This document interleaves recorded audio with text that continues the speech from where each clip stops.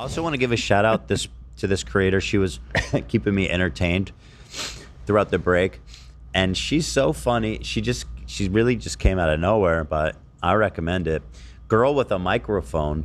Turn up the mic. Anyone know about her? She's super smart, funny. She's been a great H3 warrior. She has been, you know, and it's been nice. It's been great to see some like smart, thoughtful people who understand what's going on. And she's actually planning to do a after show. So she's doing a wrap-up show. Yeah, she's gonna start doing her own wrap-up show. Wow, it was a pretty good idea, honestly. That's cool. So, but if it gets too successful, I will take legal action. So, the mic. I gotta check her out. I was trying to watch yesterday on the plane, but the service was shit. Yeah, she's really funny and good. Check it out. There it is. Girl with a microphone is in chat. She said, "Hi, girlies. Thank you for the shout out this weekend, Ethan. Welcome back to the whole crew. Peace and love." Thank you. Hi, Peace and love. Peace and love. Turn up the mic.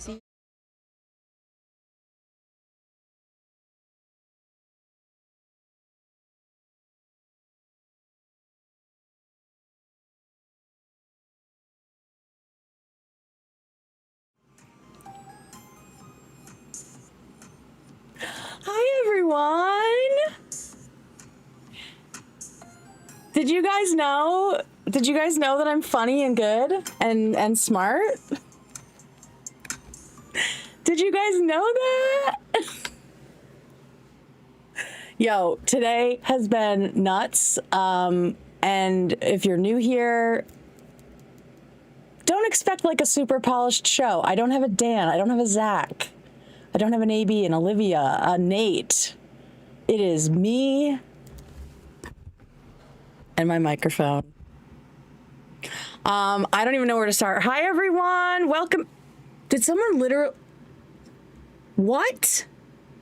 Someone gave me $200? What the fuck? Hey, Phil? Oh, my God. Why didn't that show up on my... as a super chat? See, this is what I'm talking about. This is what I'm talking about. I don't know why they're not working, but thank you so freaking much. My Saudi Arabian benefactor in the house. Thank you so much. Oh my Lord. What the hell? Thank you. Okay, I need to like... Oh, it's like $8. Hey, I'm happy. I am happy with anything. I don't know what THB means. Oh, Thai! Sawadee ka. My brother just got back from Thailand. My brother just got back. He spent a month there. I promise he's not a farang. He taught English there, and so he goes back to see his friends. Curls in chat. Yeah, look, I did my full curl routine today. Look at these. Even I was stunned. They're looking real good. It's like they knew they had to come correct tonight. Thank you so much. Holy ball sack. Okay, I don't know why my sounds aren't working. Listen. We're going to get it figured out. But tonight, we're just here. We're just trying to deal with what happened today, which was fucking Ethan Klein shouting me out, which we will get to. Let me see, top of the show. There are things I wanted to say because there are a lot of people here. First of all, welcome and thank you so much. Wait, technical difficulties? What's going on? What happened? What happened? Yeah, I know I need to call Dan. Can y'all hear me?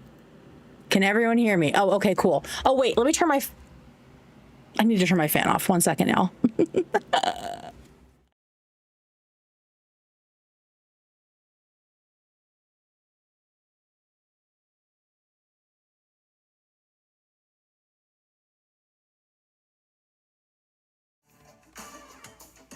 I love this song too. Okay. Hi. I'm mildly losing my mind, and I might be sweaty by the end of this because it's warm here. All right. So first of all, thank you, everybody. I've gotten like 2,000 new followers in a week, and just about 1,000 of those were from today and yesterday from Ethan shouting me out. So yeah, I am losing my shit. This is crazy. You couldn't hear it on headphones. Oh my God. Are you serious? Okay, hang on one second. I do need the fan.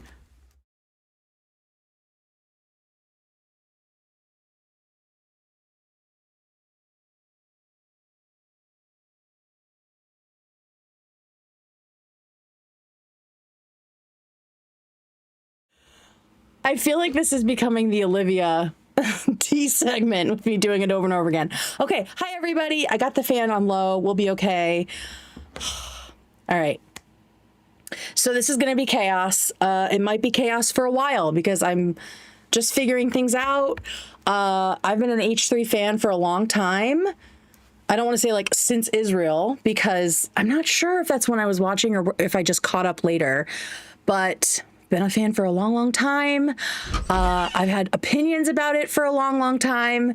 To fan or not to fan, that is the question. Amen. And here we are. We're fanning now in so many ways.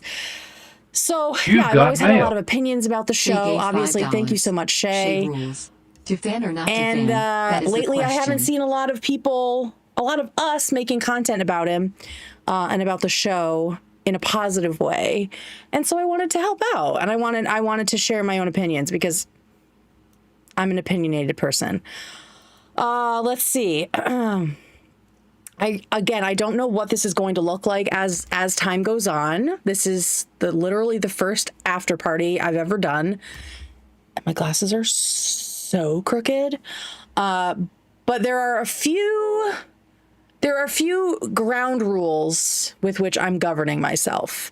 I would say the first one is to try to be constructive if I am critical of people who are at war with Ethan. I think we have enough people who are sort of gleeful and delighting in the slop and the mudslinging. So my take is that I would like to be a little more positive, and not in like a toxic positivity way, but just kind of like keeping it constructive, you know? Another thing, I try to stick to the truth. I try to stick to research. I want things to be backed up. I want things to be primary, like sourced from a primary source, you know?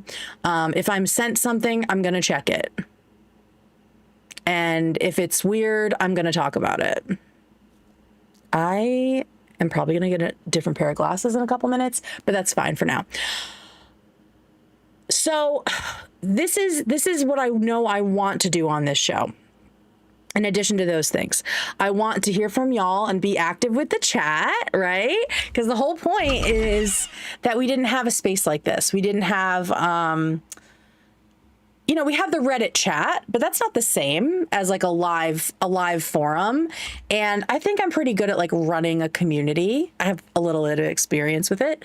So that's a big piece of it. I want to hear from y'all, like what you liked about the show, what you were interested to hear more about. If you have questions or if you found something interesting in your own research, that's the kind of stuff that I'm really interested in, kind of like a lot of crowd participation.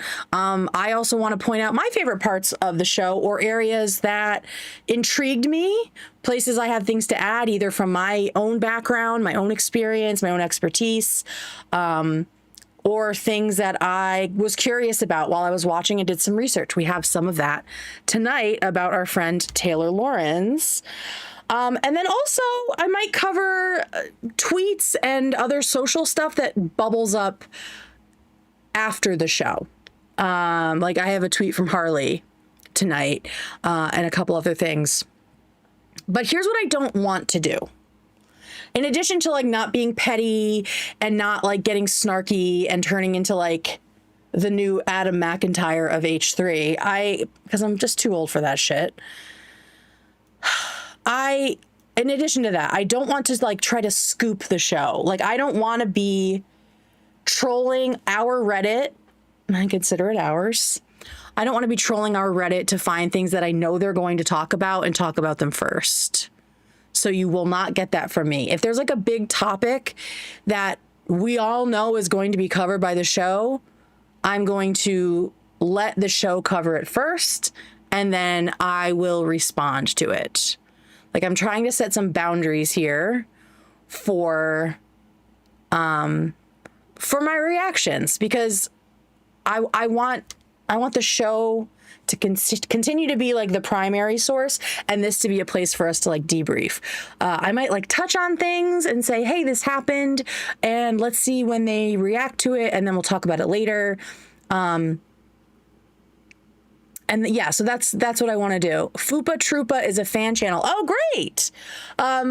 You'll also see, speaking of fan channels, in my description, another thing I want to do is promote other people in the H3 Galaxy, I guess we're loosely calling it, other fan channels, other channels that are doing cool stuff. We have Alex the Fiction in chat. He's always doing really interesting things. I think I'm going to be on his show this weekend. Right. And the eel pit, yeah, I'm going to be covering the eel pit at the end of this episode. At the end of this episode, we will absolutely cover the eel pit. I have it underlined. So yeah, it's so in my description there are links to some of the newer H3 Galaxy members. This isn't people like Nicholas Diorio or Hutch, like that are like fans of Ethan and kind of have a stake in the drama. It's more like genuine fans who are making, this is like a labor of love. So you'll see them in the chat. H3 Last Week is in the chat as well. Hey! And they are also linked in my description. There's a couple others. Let me know if there are others that are popping up, and let's all be friends, and let's all join together in this galaxy. So yeah, I don't want to scoop the show. If I see things that it seems like the show's obviously going to talk about, like the whole Adam McIntyre ice thing, I know Ethan's going to talk about it, so I'm not going to talk about it tonight, but I am prepared with a response and a reaction to it once he does. I actually made like a whole infographic that I can't wait to show you guys. I'm such a nerd. So that's coming probably Friday, because right now I'm doing Monday night because it's the first show, and then I'll do Friday. In the future, I'm thinking Tuesdays, since there's no show, have a little extra. Do Tuesdays to cover Monday's show, and then on Friday we'll cover the rest of the week. Does that sound good? Because I do have the reason this is so late, because I know people were like, a PowerPoint. Listen, I do love a PowerPoint too. That is something you can probably expect on this show, is a PowerPoint as well. The reason this is so late, I saw people being like, oh, I don't want to wait a couple hours for this. This is too late. I'm so sorry about Europe. I have a day job. I have a 9 to 5. And so when the show airs, it's like 3 p.m. for me, and I'm working. And so I have to wait till I'm out of work and then watch it and then have time to respond to it. So that's why Tuesdays will be great. Maybe I can do those a little earlier. Maybe Tuesdays will be earlier if that works for y'all. And then Fridays will be 9:30 Eastern, like we are doing tonight. Okay, one exception. Let's start diving in. If y'all are ready. Don't forget to like and sub. Yes, thank you, and shout out to the mods. Does this work? Shout out to the mods. Thank you, Carolyn, for subscribing. Please do subscribe. This is all very crazy. what's happening today, and I'm having a great time. All right, so this is the first thing I wanted to start with because I thought it was lovely, and this is, I would say, an exception to my no farming Reddit for untouched content because it's timely, and they did. I don't think they talked about it today from what I saw. Oh, hey girl, why is this stuck on Adam? Oh, don't start this shit again. There are too many people here, girlie. Do not start this again. Okay. So I wanted to show this. This is by a German viewer, is their Reddit name. And I just loved this. I saw it every day and it was great. These like little lead ups to the show, this little countdown, and the ending was fantastic. So I just wanted to show this. So here we go.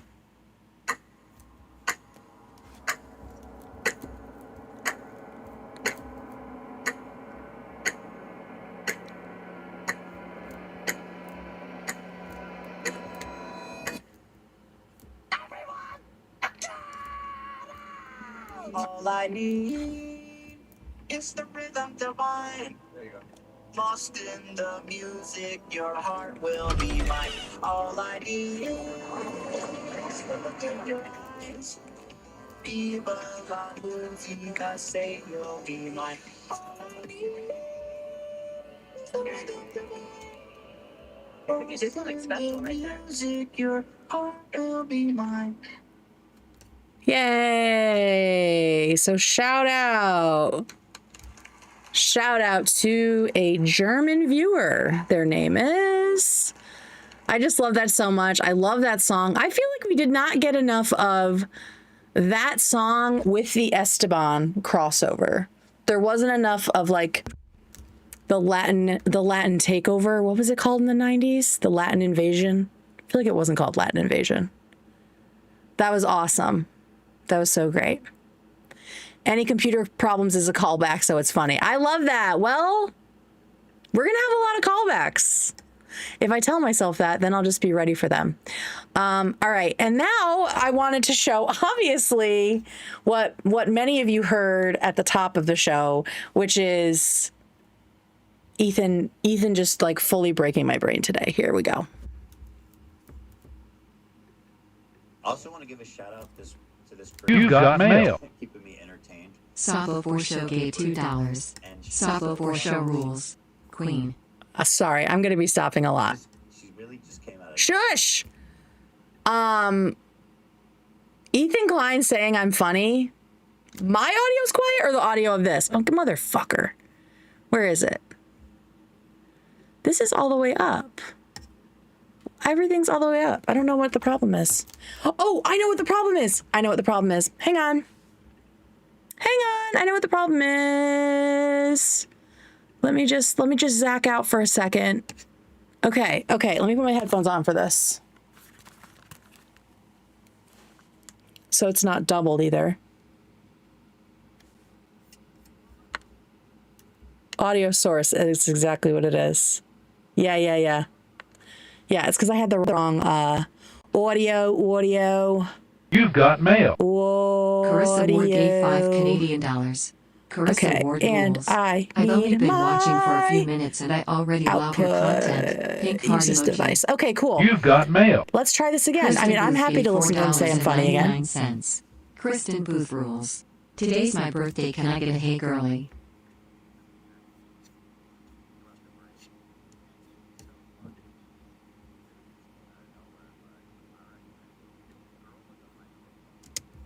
Can you hear it? I don't see it showing up here for some reason.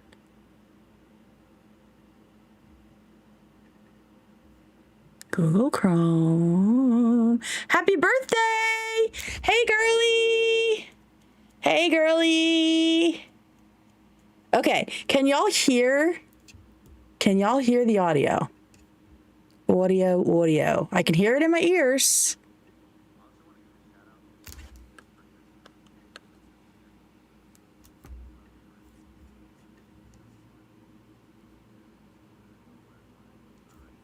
Not right now. That's crazy. Okay, let me...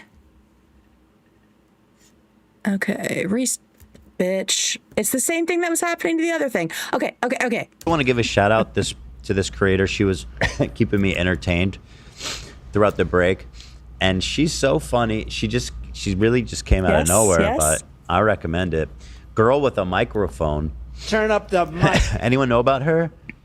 She's super smart, funny. She's been Yeah, so like I was gonna say before all hell broke loose, like Ethan Klein calling me funny as someone who has watched him for years and years and years and has laughed so hard at some of his videos. And also knowing that it's just like, if you watch, you laugh, you lose. If you listen to him on any day, like it's hard to get him to laugh or think something's funny a lot. $2. You know, show rules. New curly hair looks. What does it say? What does it say? What does it say? Looks dope. Thank you so much, and thank you for the little gifty. Yeah. So that part is like, you know, the coolest. Yeah. It's just that part. Him saying I'm funny and smart. Just blew me away. Just blew my tits right off my fat body. Okay. super smart, funny. Super smart, funny, the coolest. She's been You guys, and you best believe by Friday's show, You got these are mail. going to be sound bites on my little board here. Okay. Which rule? I will be sound biting the shit out of this clip. she's been a great H3 warrior. She has been. You know? That's right. And it's been nice. It's been great to see some like smart, thoughtful people who understand what's going on, and she's actually planning to do a Oh, did you hear that? Did you hear Zach give me a soundbite? I got a fucking soundbite. after show. So She's doing a wrap-up show? yeah, she's gonna start doing her own wrap-up show. Wow. She's talking about pretty good idea. He's talking about us right now. That's cool. Wait, what was doing that, her own Ethan? What'd you say? after show. So She's doing a wrap-up show? yeah, she's gonna start doing her own wrap-up show. Wow. It was pretty good idea, honestly. Pretty That's good cool. idea. Feels like he's like, maybe we should have thought of that. Maybe I want to have an after show. And maybe something could happen. I don't know. I'm just dreaming big here. I'm just dreaming big. So, but if it gets too successful, I will take legal action. So The mic. Thank you. I gotta check. Honestly, would be honored, King. My litigious king. I would be honored to be sued by you. Just kidding. Please don't. Please don't. I have a family. I was trying to watch yesterday on the plane, but the service was shit. yeah, she's really funny and good. Check it out. There it is. She's really funny and good. That was like 3 times he called me funny. I love when people think I'm funny. And the fact that someone who has made me laugh probably like combined more than most other people. Woo! Hits hard. Straight into the veins. I'm going to be chasing this dragon for a long time. Plane, but the service was shit. Yeah, she's really funny and good. Check it out. There it is. Girl with a microphone is in chat. She said, "Hi, girlies. Thank you for the shout out this weekend, Ethan. Welcome. back to the whole crew. Peace The and mic. love. Thank you. Hi, Peace Jersey. and love. Peace and love. Turn up the mic. See you at the after party." Thank you. Thank you. Yay! Oh my goodness gracious, y'all. Oh my God. So yeah, that happened today. And I was actually able, like, while I was working to watch live and be able to, do a little super chat and be like, hey, thank you so much. Because I was so happy. Let me see what people are saying. Register this live stream with the Library of Congress. Oh my God. Single cat lady birthday is buying yourself an ice cream cake and watching H3 after show. Hell fucking yeah. I love the bottom 2/3 of an ice cream cake. I don't like the weird top part. That's not cake, it's like frosting. There's too much of it. I like the crunchies and I like the chocolate ice cream. Who's with me? You were quick with that super chat. Oh, bitch, you better believe I had it locked and loaded. The crunchies are so good. I literally just want the the chocolate cake, the chocolate ice cream, and the crunchies. I'm probably gonna have a sausage roll. A sausage roll. When I saw him, I said, "Ethan, you gotta watch." He immediately said, "Girl with a microphone." Brian Troutlips rules. When I saw him, you're I said, joking, "Ethan, right? You gotta watch." Because Ethan doesn't He leave his immediately house. Said, "Girl with a microphone." You've been diagnosed as British. Oh man. Okay, what the F was I even talking about before ice cream cake? I don't remember. Oh, but I was able to watch live, and so I was like, if on the off chance he does talk about me, I would like to say thank you. And so yeah, I definitely had that super chat locked, loaded, and paid for. And then I sent it when they were talking about me, because yes, I am fucking savvy. Marketing for a living. No, I'm Ethan's bro-in-law, Brian. Are you fucking serious? I really don't know if I believe you. I don't know what's going on. I watched this interaction happen at Denny's. It's true. Okay, cool. I don't know who the fuck Brian is, but if that really is, I don't know. Maybe I'm just really gullible. Probably is the real Brian. Do we have a real Brian? Is there a Brian? Okay. Wow. Wholesome chat. We love wholesome chat. That's what I'm about, y'all. That is what I'm the F about. Oh, one little thing that I hope Ethan sees, especially if he's watching. Hey, King. Here it is again. I'm going to commit a crime on my computer. Fucking hell. Okay. Apparently, this fall at Temple University, which is in Philly, my favorite city, there is going to be a college course on Kendrick Lamar. And I'm wondering, have they reached out to Ethan to be a guest lecturer? And does he know about this? I'm Ethan's cousin, you. Jack Mehoff. Mr. Mehoff, to you. I hope he sees your curly hair tips. Oh, yeah, maybe they would work on him. I do think we have similar curl. I'm a few minutes behind, but just checking in to say hi, girly. Hi, Sean. Hassan Piker has done more. Okay, so yeah, I guess Kendrick Lamar, there's going to be a course on him at Temple. I just thought Nate and Ethan would love to see that. So just putting it in here to just surface that for them. I'm like flying. Oh yeah, and also later in the episode, I didn't catch this little bit of him. He shouted me out for the marathon video, and he said that he was glad to see it. So that was really nice. I got a couple shout outs today. Literally never thought that would happen.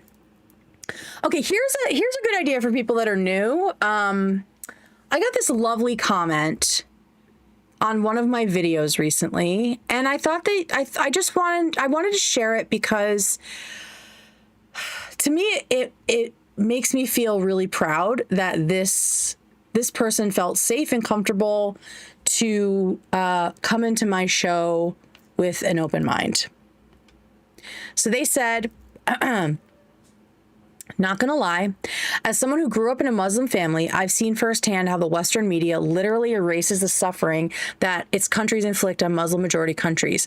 And because I've felt directly dehumanized because of that, fair, I tend to be very defensive about Israel-Palestine, besides being against genocide in general.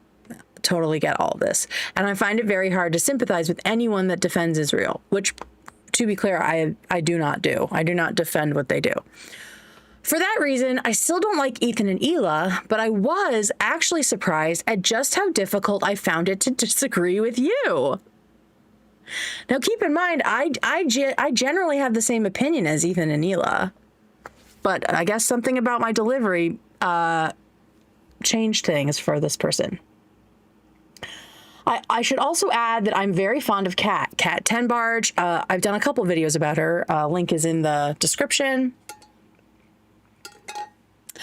I'm very fond of Cat, so I came into this video with curiosity, expecting to wholeheartedly disagree with it. Yet I ended up agreeing with almost everything you said. I appreciate how unbiased and factual you were. Great video. Made me realize some of my own instinctual biases. Like, that's a win. That's a huge win. I think that's wonderful because this person could have come in hot like we've seen snarkers do in here, right?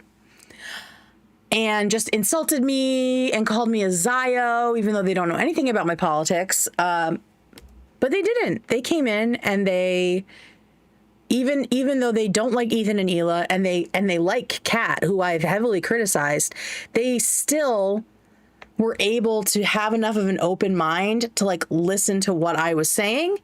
And I think because I didn't do like the insulting stuff and I presented facts, I think that was very helpful. Oh, Kat being in chat that one time. Yeah, the first time I talked about Kat Tenbarge, she was in my chat. I was critiquing her article and she was in chat defending herself. It was very, very silly. It was very silly. So I just loved that. And hopefully that person sticks around. Not to be convinced of anything, but I mean, I think we probably have a lot more in common than they think. And Alexa. Yeah, Alexa and Kat were fighting in chat. That was one of a time. Would Steiny, oh, we got Captain Quasar in the building. Would Steiny and Olivia be Oliney or Stolivia? I guess Stolivia sounds better. Oliney sounds like a disease. I have gotten the think for yourself diatribe from the Orbiters a lot. Yeah, that happens all the time. Yeah, that was a crazy night. That was definitely a crazy night with both of them in there. So yeah, shout out to that viewer. I was just really, really happy to see that for at least some people, I've started to foster a space that is not about like the gotcha and the mudslinging and is a little bit more about like, you know, finding some common ground. And like I've said elsewhere, there are different forms of like activism and talking across the aisle about things. The way I do it doesn't have to be the way everyone does it, but little things work for different people. Okay, and then there was a little Reddit post about... See, it's doing it again. That's okay, because I know what to do. Okay. There was a Reddit post, and this is not a hate space. This is not a snark space. These are valid questions. So I just want to address them. On a post that I put up just to say, hey, doing an H3 after show. People said some things. This is literally the only one, but I just wanted to call it out because I haven't really clarified things. So I'm not saying like, oh my God, everyone hates me. I'm just like, I would love to talk about this. So they said, first of all, great name, Mega Doodoo. Love it. You seem very nice and definitely on the right side of history. That being said, this is the equivalent of an orbiter like Frogan or Denims. Please don't make your whole content H3 related and try to leech max. I've never heard that term before in my life. I am fucking old. Supporting Ethan is very nice of you. I don't think it's nice. It's just, I just like the guy. I like his content. But if your whole content is just H3 circle jerk, then I'm out. Someone who has seen every H3 related video since 2013. Okay. I do not think that all of my content is going to be H3 related. It might be for the most part, at least for a while, because like I said, I have a day job. I can't make all the content that I want. And I know a lot of people are interested in having this space, so I'm interested in keeping it. But also, I have a lot of other hobbies and a lot of other interests. Like, there's a true crime story I want to talk about, and I mean, I have like a ton of like little other things that I was going to talk about on my next stream, but now, you know, with the H3 after party starting, I've got to move things around. Like someone linked me to a video about performative activism that I'd love to talk about. So I think it'll be a mix. I think it'll definitely be a mix. But yeah, there's going to be a lot of H3 chatter. And if it's not for you, that's totally okay. If you think I'm leech maxing or orbiting or whatever, like that's fine. I'm not worried by that. Someone disagreed. I think that was like the rest of it. I think the only other thing was that people said that I shouldn't use the H3 logo, but I didn't. I like made my own like similar thing, and like a couple people criticized that, but like, listen, Ethan already said that he might sue me, so we'll see what happens. But like he pulled it up. He didn't seem to care. If he wants me not to use something that looks similar, that's fine. I'll change it. But also that's not like the brand of my entire channel. Like I have my own stuff. This is specifically for the H3 after party shows.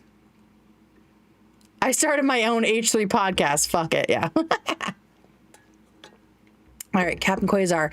I started talking about the H3 content because I found it to be the one topic I stay up to date on and find interesting consistently. Yeah, same. I love all types of things and switch it up, but there's a lot to say. Same. Like, I love doing origami. Like, I've just started learning how to do it. And so before I started making H3 videos, I was just like coming on here and hanging out with like the, 3,000 people who followed me at the time, and talking about whatever I wanted, and, doing, like, watching origami tutorials, So I will definitely, and also, like, painting my nails, like, don't worry. I'm going to have plenty going on. I have full-blown ADHD. Your stream about Pauly Shore and trailer trash Tammy was pretty entertaining. Thank you. Yeah, I have multiple hyperfixations, so don't worry. There will be some variety, but I imagine these streams and the clips that I do will be the most watched. And I want to make stuff that people watch, because then that shows that like the time I'm putting in is worth it. Because like I said, I have a job. I have a beautiful wife. I have dogs and cats and chickens and a niece and nephew that I love so much. So like, I want to make content that people actually want to watch. I don't want to be just like screaming into the abyss if I'm doing this. And so that is why H3 makes sense for me, because I've watched the show religiously and I have so many opinions. Yeah, I have chickens. We have two kittens. You might see them coming through at some point. They're in here right now. We just got 2 kittens a few weeks ago, and we have 2 chihuahuas who are upstairs sleeping with their other mother. And then we have 2 hens and 2 baby chicks. Where are the animals? You might see an orange guy will climb on the back of my chair. And then there's a little guy somewhere else, but we'll find him later, hopefully. Tell them I said meow. Tell them I said pss, pss, pss, pss. Wife, job, and chickens? MAGA? Kate, no. Yeah, I'm super MAGA. Super MAGA. Okay. All right, and then like the little things that I wanted to talk about, but we'll wait because I know that H3 is going to cover them probably on Wednesday, is the Adam McIntyre ice thing. Like I said, I have a fully formed take about that. I spent a lot of time doing an infographic today about that, and then Boogie got engaged, and the video is wild. So we will. I can't hear my alerts. What happened now? What happened? Yeah, they're like not playing. Or maybe they're just, I don't know what's going on. Let me see if they're playing in my headphones. No, they're not playing at all. Okay, cool. You guys can hear them? Cater gang? What about allocators?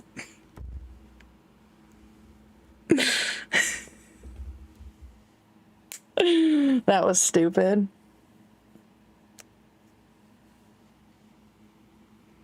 Yeah, I don't know if I need a fan name. Allocators is funny. Like love with the alligators in Arizona. I have 9 eggs in my fridge and I don't eat eggs, so technically I also have infinite eggs. That's so good to know. Bye, Sapo. Cater for life. Oh my god, this is so silly. You can't hear me through the alerts? On my side, it looks like the alerts are not playing. Is that happening for other people? Okay, cool. Cater's gonna Kate. Kate 3. Stop. I just came up with that. Okay, next up. Oh, I mean, now let's get into the actual show. We are so back. Before the break, they teased a new crew member or like a new permanent member of the show, but did they announce it? Did I miss that? I think it was like Love and Dan were talking about it before the show. Okay, I tried to turn them down. I'm so glad y'all can hear it because as I can see it, they're not showing up at all. Okay, so they didn't say it. Okay, thank you. Great. All right, let me turn these down for whatever it's worth. Oh, wait, I think I know what I can do. Wait. I don't think I need that one. Guys, I am like maybe an audio genius. No, I'm probably not. But let's see if this works. New subs and super chats. Okay, cool. Yeah, so I don't know who it is. I wonder if they ever interviewed people who sent portfolios. Maybe. Wait, what did Alex say? One is Tamara, the other has not been revealed, but I know. How do you know? We have an insider, y'all. So Tamara is permanent. That's wonderful. So she's not just doing the internship? Tamara is Undead Mummy, right?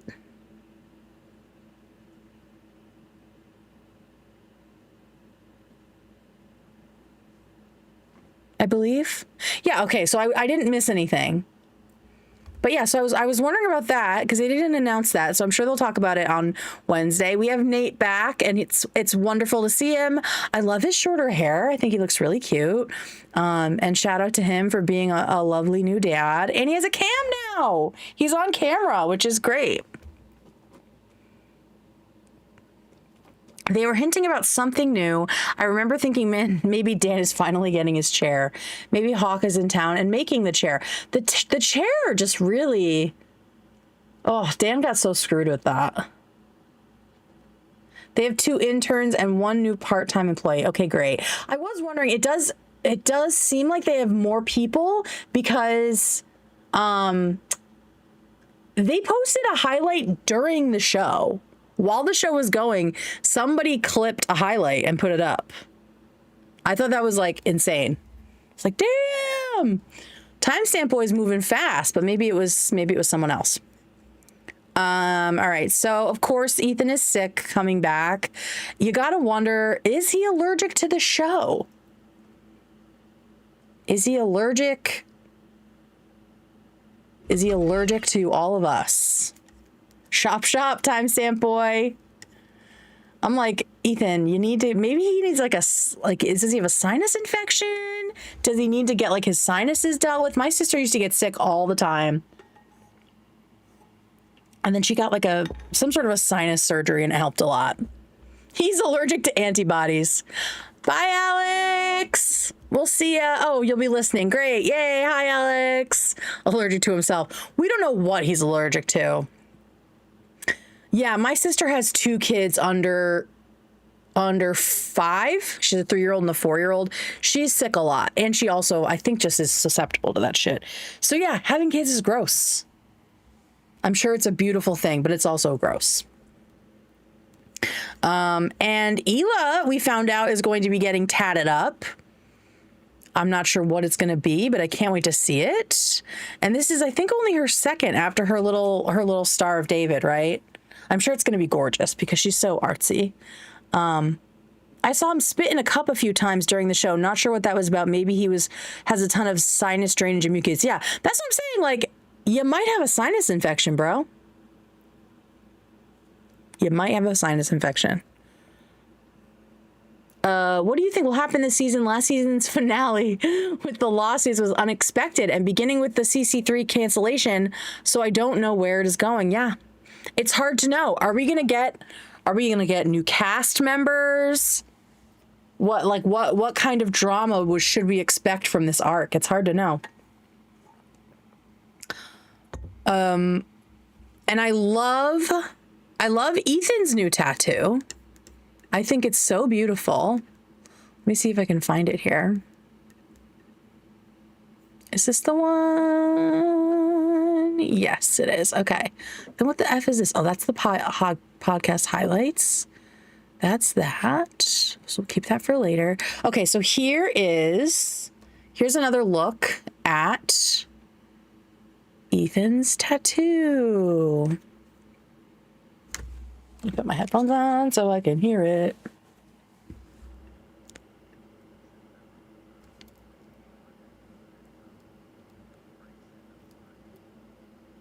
Come on. Oh no, that's the contact cop. Shit. I don't know where that one went. Hang on one second, y'all.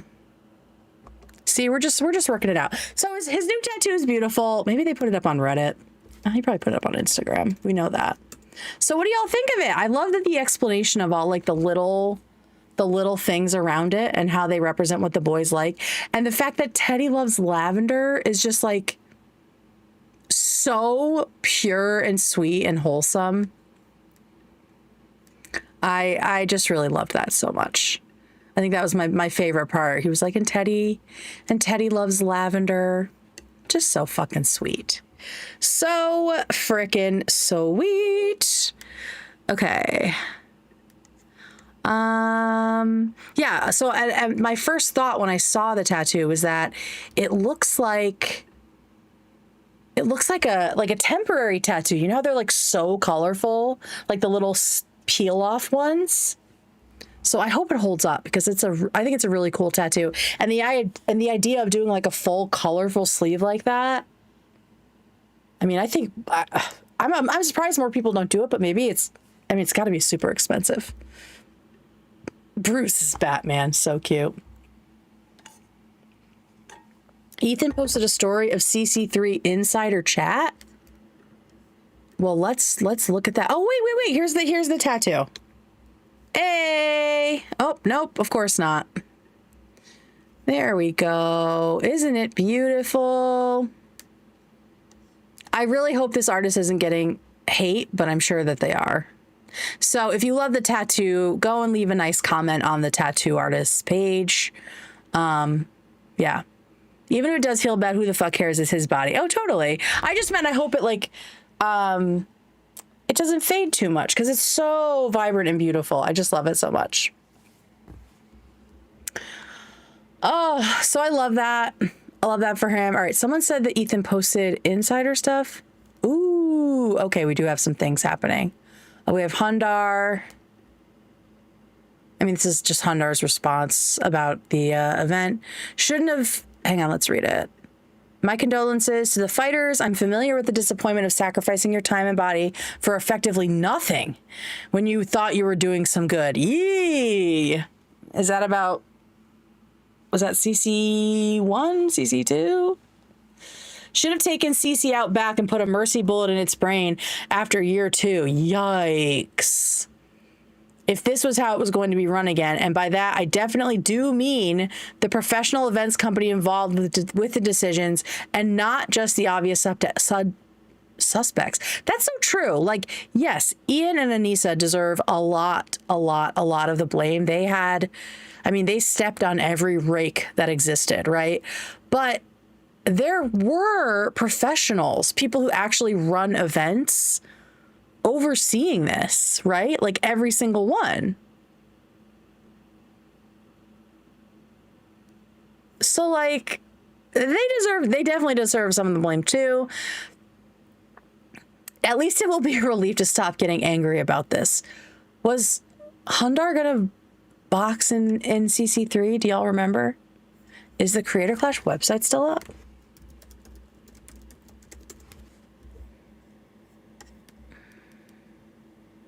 Oops, yes it is. And AB's still here. TBD.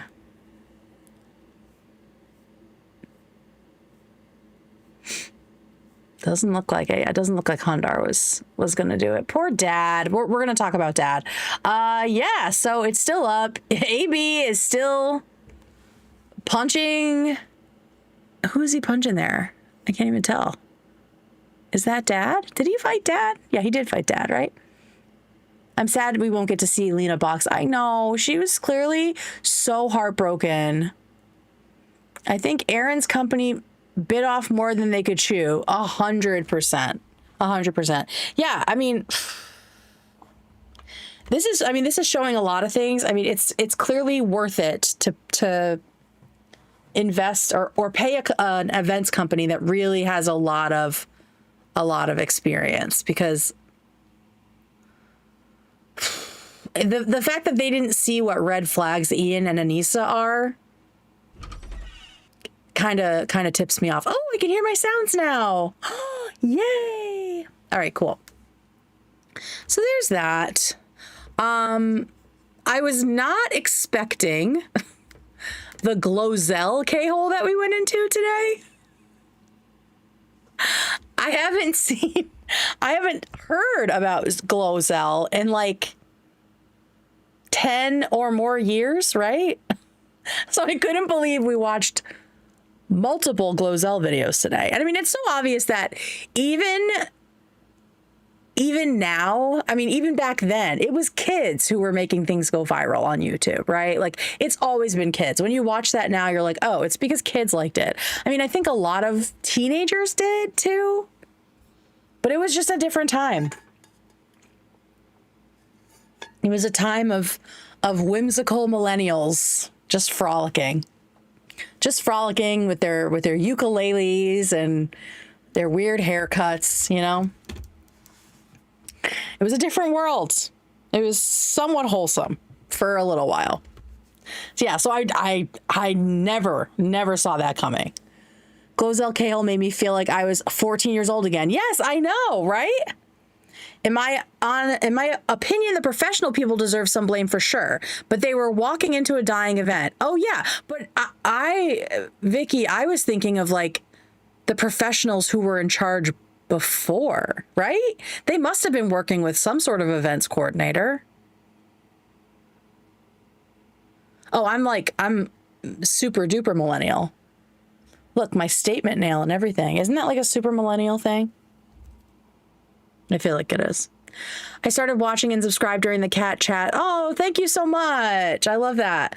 Cinnamon challenge. All right. So yes, GLOZELLE's stuff is very corny and cringe in the eyes of 2025, but she did do some updates, right? Other people were just doing a spoon. She did like a full ladle.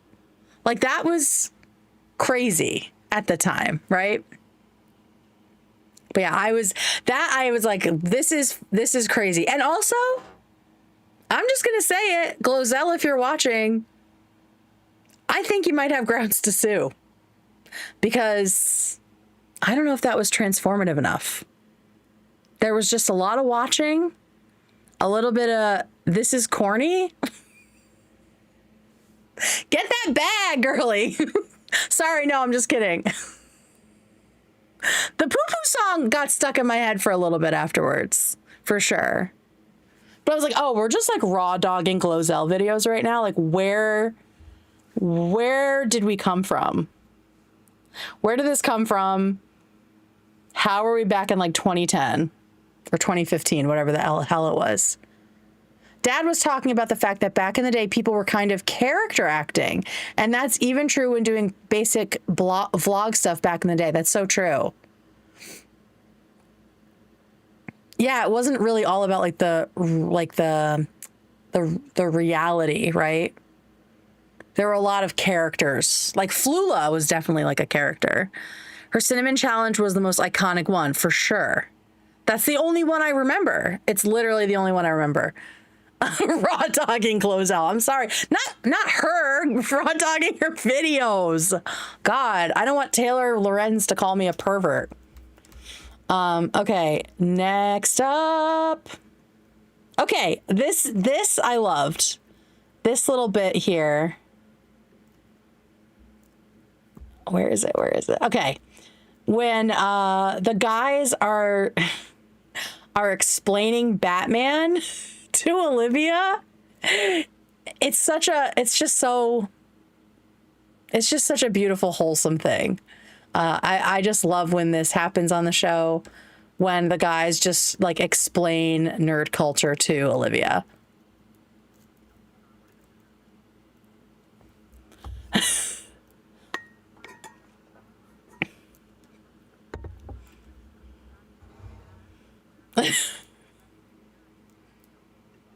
I'm just so disappointed in her. So disappointed. She's like, yep, nailed it. Totally nailed it. You can't hear it? Listen, y'all. Thank you for letting me know. This shit, man. OBS is fucking up. All right, here we go. Clear here. We'll get to that. I need to get YouTube Premium. I need to do it. I will do it. With that 200 Thai bot, I will do it. Okay. Where is it? Here we go. Fight each other? Yes. Why? Batman versus Superman. Aren't they supposed to both be good? They didn't become friends yet. Yeah. There was We conflict. can't. Sorry, Yeah, guys. they team up. Oh. They formed the League. Justice League. And that's together, who yeah. Thanos fights? Yeah, that's a different. No. That's Marvel. We're talking about DC. It's two different franchises. Oh. That sound is so good. She's fucking roasted him just with a oh. We're talking about DC. It's two different franchises. Oh, thank you, Witch. And it's still doubling. Thank you so much. Oh, I love this. That's a different. franchise. That's Marvel. We're talking about DC. It's two different franchises. Oh. Oh no. That's some shit that if someone was doing that to me, the face I'd be making along with that sound would be this. Oh, like you're so cool.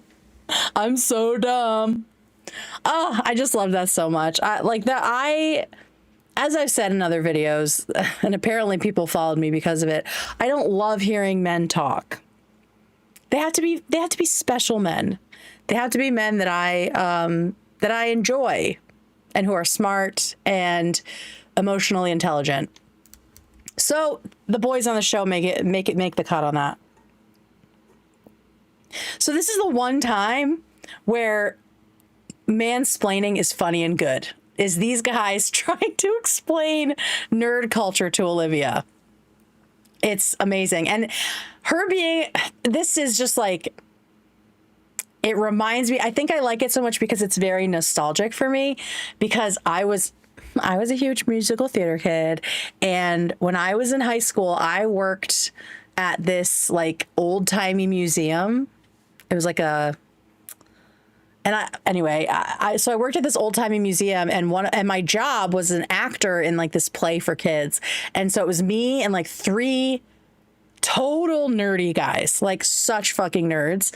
And they were constantly doing this to me because they would be talking to each other, and then I would try to figure out what they were saying. They're like, no, let me.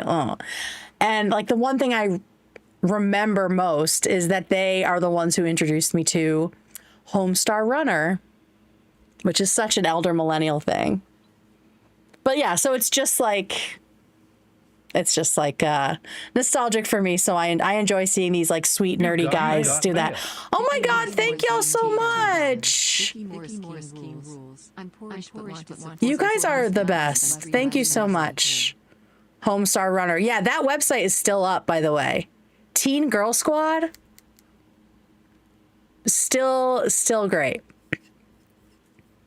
So yeah, I love the Olivia versus 100 Nerds series that they've got going on between Lord of the Rings and now all of the comic book stuff. It's amazing. Who is your favorite Batman is my question. Drop it in the chat. Mine is Trogdor the Burninator. Mine is... Why don't I put the chat over here? Thank you so much. My answering machine used to be marzipan. Our WoW guild was also Teen Girl Squad. Thank you. Oh, maybe if I do that, that'll do it. No, I don't have membership set up yet. But thank you for asking. I will think about it. I feel like if I get like 10K and I you know, I'm starting to kind of like do this maybe full time. I don't know. We'll see what happens. George Clooney. Okay, no, I mean, I think I'm gonna get hate. Because my favorite is my favorite goes cartoon Batman from the 90s and then Adam West. I watched that campy shit when I was a kid. My mom always played it. Hey, Little Miss Jacob, what is up? We need to chat. Adam West was the best. I mean, that shit was... Oh, it shouldn't count. Interesting. The one with the nipples in the costume. Adam West, I mean, that was just like... Ugh. That show was so gay, and I'm gay, and it's so campy, and I just loved it. I mean, the Joker was such a F-slur to me. And so was Robin. It's just so great. Like, pow, bam. And you know, all those people were just like fucking coked out filming that. Like, that just must have been such a fun set. I hope it was. I hope it wasn't gross. Eartha Kitt as Catwoman can't beat it. Literally. Ooh, poll for Best Batman. I think there's more than 4, though. What are the 4 that I should put that are like the top? I'm not putting Robert Pattinson.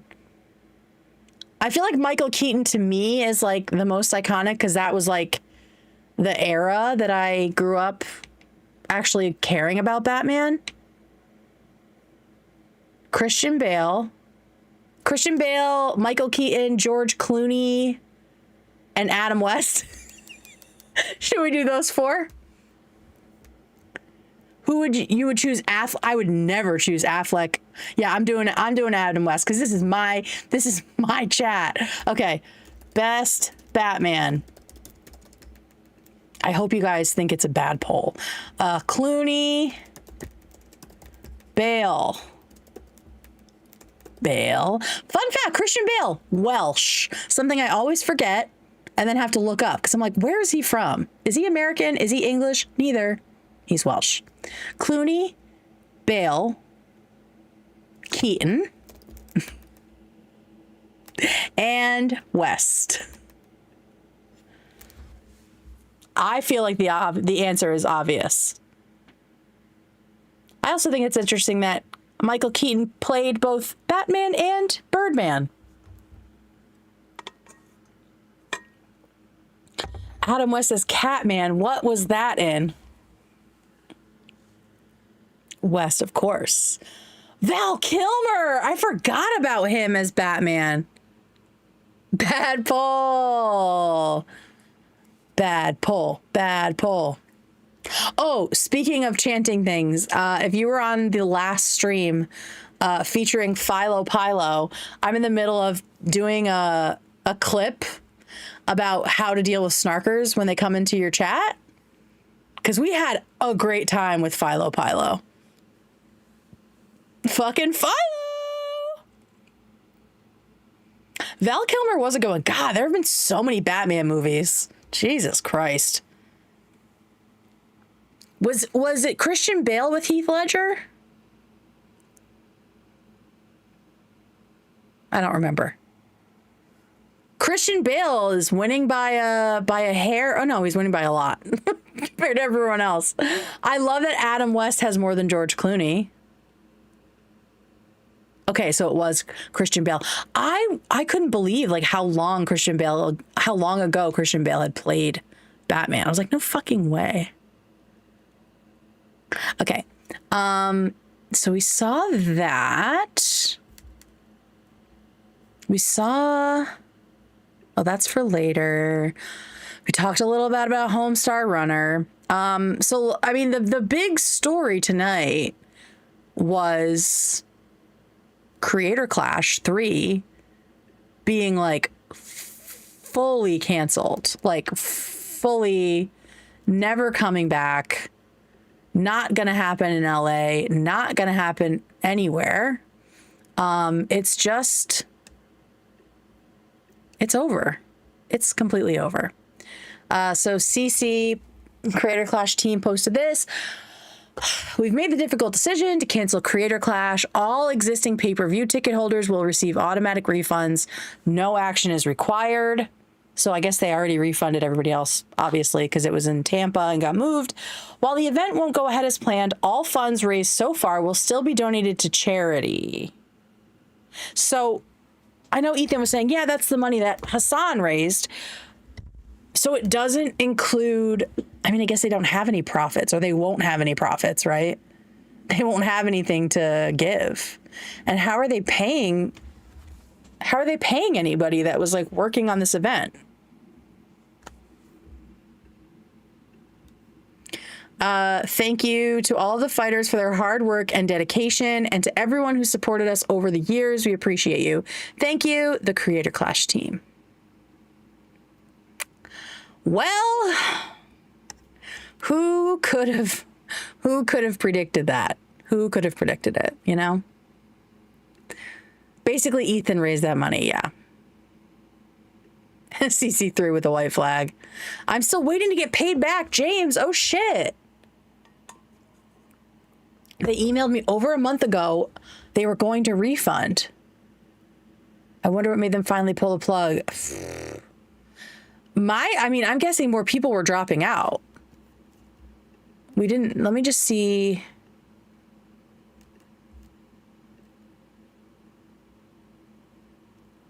Oh, I guess this is something that Ethan shared about a half hour ago that someone mentioned in chat. So thank you for that. It says, let's see is this in like Discord? I don't recognize this, this format. Does anyone know? I just want to make it clear this is Anisa. Oh, okay. Someone in the Discord. Yeah, someone in the Discord said Nathan's video on the situation really upsets me, honestly. We're going to show at least one little clip of that. Specifically, Anisa's part of that.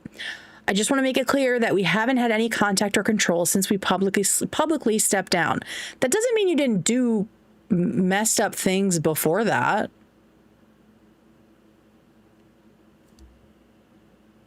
Even though me and Ian and I were the faces of the event, many people were behind the scenes making decisions together. So just, okay, yes, I agree that the event planners, the production team, they deserve blame. But this is her saying it's not all my fault. The event wasn't doing well way before the content cop. So that kind of, I feel like that kind of jives with the idea that Content Cop was created to be like the final nail in the coffin. Like maybe it was something he wanted to make, but then he was like, let's put it out now. Fuck it. Let's just kill this thing. But I don't know. A combo of many things contributed to that reality, including lack of promotion. I hope that she's taking accountability for that. Lack of promotion, influencer boxing being less popular, the economy, etc. I feel like there's a lot of things that are yada yada there. I think what it boils down to is poor communication from everyone, even after we left, which is unfortunate. So she's just like eschewing blame in every direction here. Like, hey, we weren't the cause of the bad communication. It was bad even after we left. Even after we left, which is important, at the end of the day, I care about people getting paid for the money they were out for training and charity, getting their money, and both of those things were done. Lena did not get paid. Lena didn't get her money for training, so what is she talking about?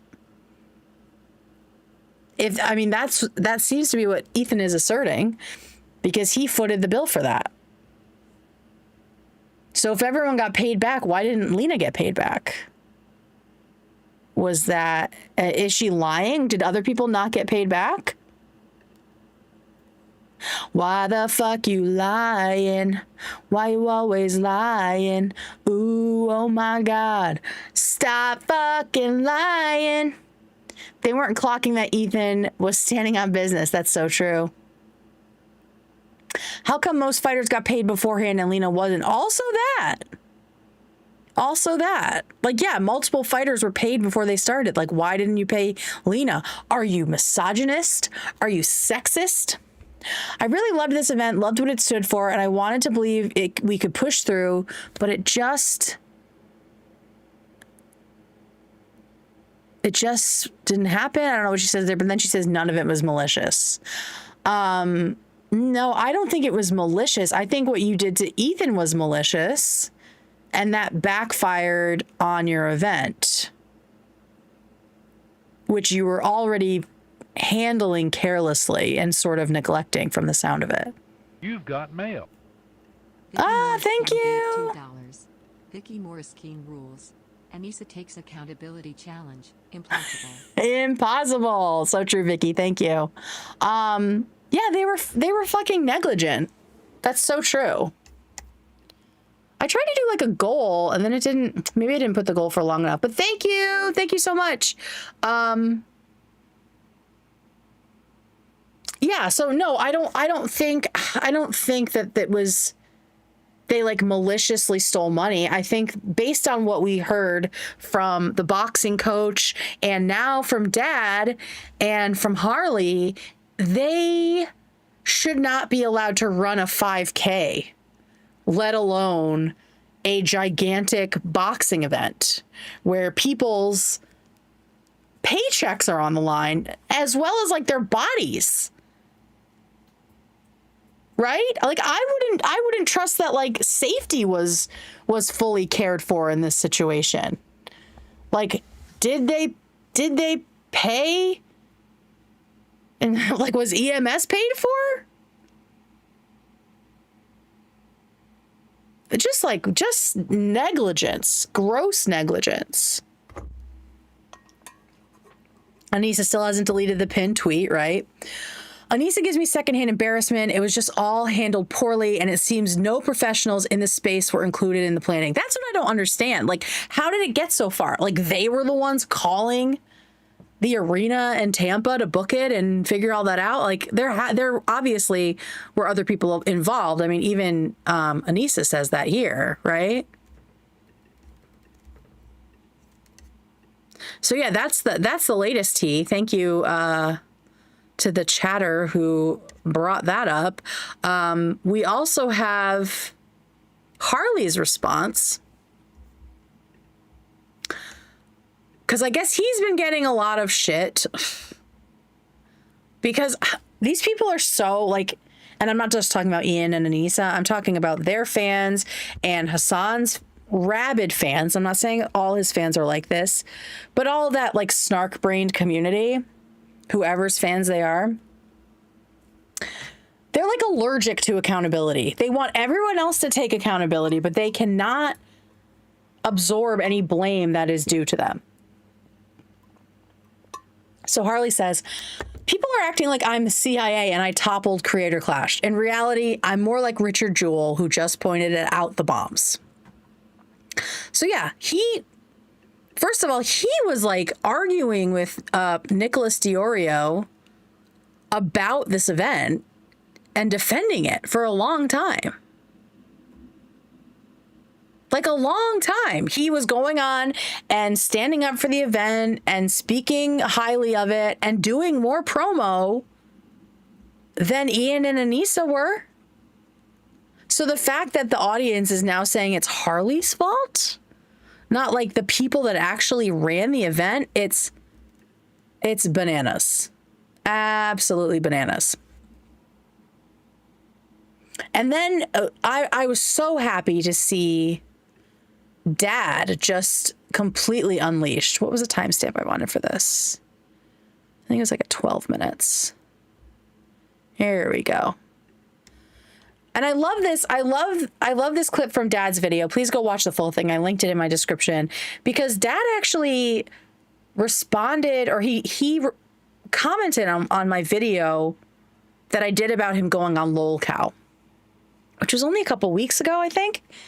And even in that moment, as things were clearly on fire for Creator Clash 3, Dad was being positive and diplomatic and so kind to Anisa and Ian and saying, you know, they don't deserve all the hate they're getting. And, you know, I just want to be able to box when I can, like for as long as I can. And hopefully I'll be able to in LA. And so I'm just really trying to like, you know, make the best of it, you know, make lemonade, blah, blah, blah. Like he is such a sweet guy. And you can tell that he's like so sensitive. And so I think that all this like gaslighting and controlling behavior that Ian and Anisa are exhibiting really fucked with him. And you can kind of see it here when he says he had to like pause the video. So I'm not surprised that he didn't want to show it because it was probably a lot, you know? He's just such a sweet, sweet person. And when you're like, when you wear your heart on your sleeve like that, when you're someone that like is kind of turned inside out emotionally, which is, I feel that from Dad, that he's just like a walking nerve, right? Like just, he feels everything really strongly. Stuff like this really fucks with you. And also you've probably been taken advantage of in the past and it can trigger all of that, right? So here's what Dad had to say about this comment he left on a video, an H3 stream, just showing support for the fact that CPS got called on him. Now, if you were not responsible in any way for CPS being called, if you feel like you did nothing to make that happen, why would you take offense to this comment? Anisa Joma. As I've said before, relating to Snarkers and Taylor Lorenz and Kat Tenbarge and now Anisa, a hit dog will holler. Why did this comment hit Anisa? Because she knows that she is in the mix of people who collectively made the CPS call happen.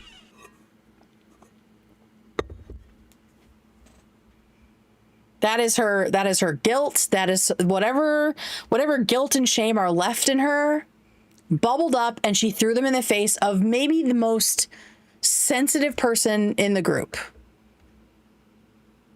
And that's also not surprising. But let's watch and see what happens.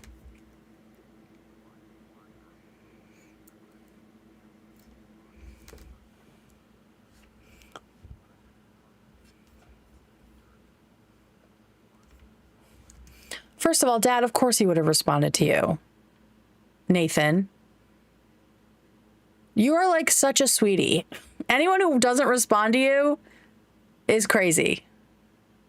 Oh, and when he commented on my video that I made about him being on lolcow, he was like, I was really nervous to go on that show and talk more openly about like my disappointment. Because he did a little bit of that, right? Because he trained a full year and got nothing for it, and now officially has nothing to show for it, right? But he was worried about blowback, and now I see why. Because he was getting shit from Anisa and Ian behind the scenes. It's so gross.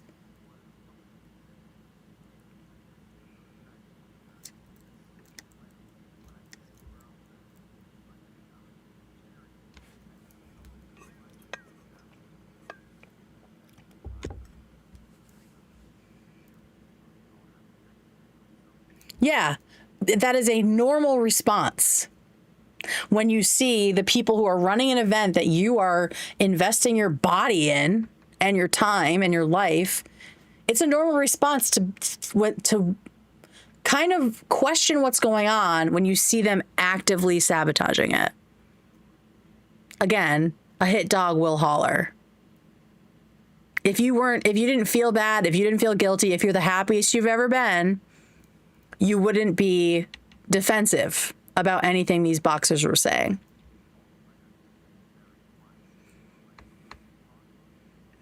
Which is exactly what happens in a narcissistic ecosystem, right? The actual narcissist is like protected, subconsciously protected from any sort of like negative feelings, negative emotions, negative information about them.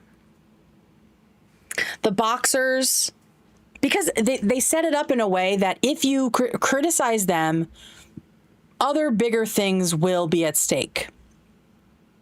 So they feel safe acting like an asshole because they know you won't call them on it.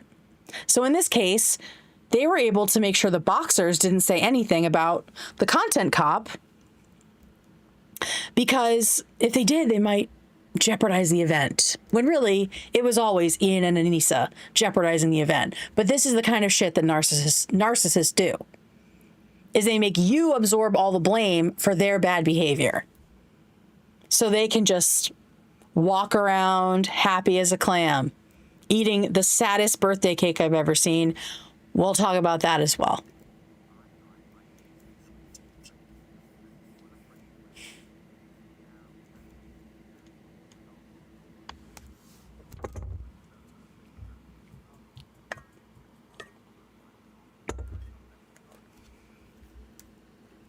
It wasn't. It was a normal adult thing. So like feeling insane at the response is normal because they are being insane, but they are trying to make you feel like it's you. It's projection. The next day,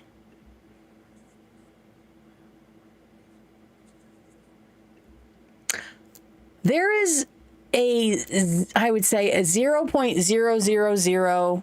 Oh my God, you don't have fucking audio again? I'm so sorry. Oh my God. This mother.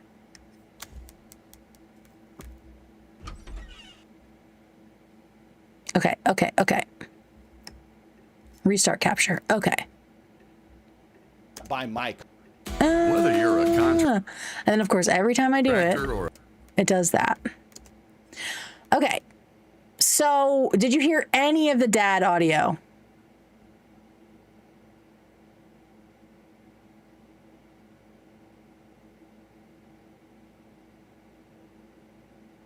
Oh, great. Okay. All right. Well, I'll just skip to the part that's really important.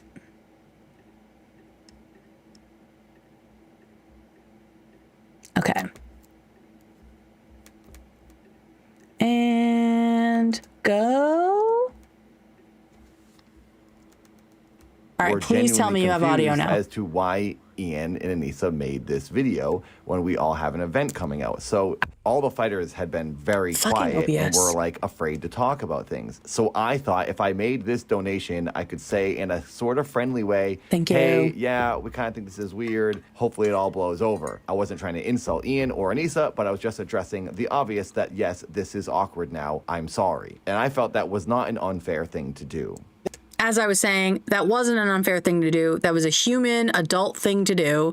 It was kind, it was supportive, and it was not hateful in any way. But someone like Anisa will hear that, and because she feels bad that she did something wrong, instead of just like being ashamed about it, she's going to make you feel bad about it. And that's exactly what she does. Then the next day, Anisa texts me a screen grab of my donation, and she says, "Is this real?" The next day, after Nathan shares that comment, that super chat in the H3 show chat, Anisa sends him a screen grab of it. There is like I was saying, there was like a 0.0001% chance that she was watching live and took that screenshot herself. I wonder where she got that screenshot from.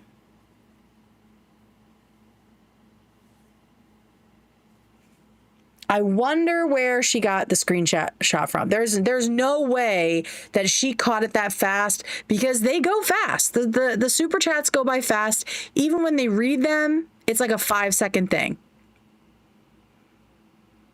In my opinion, she definitely got it either from the H3 Reddit, which Coco Mouf said, or from Snark.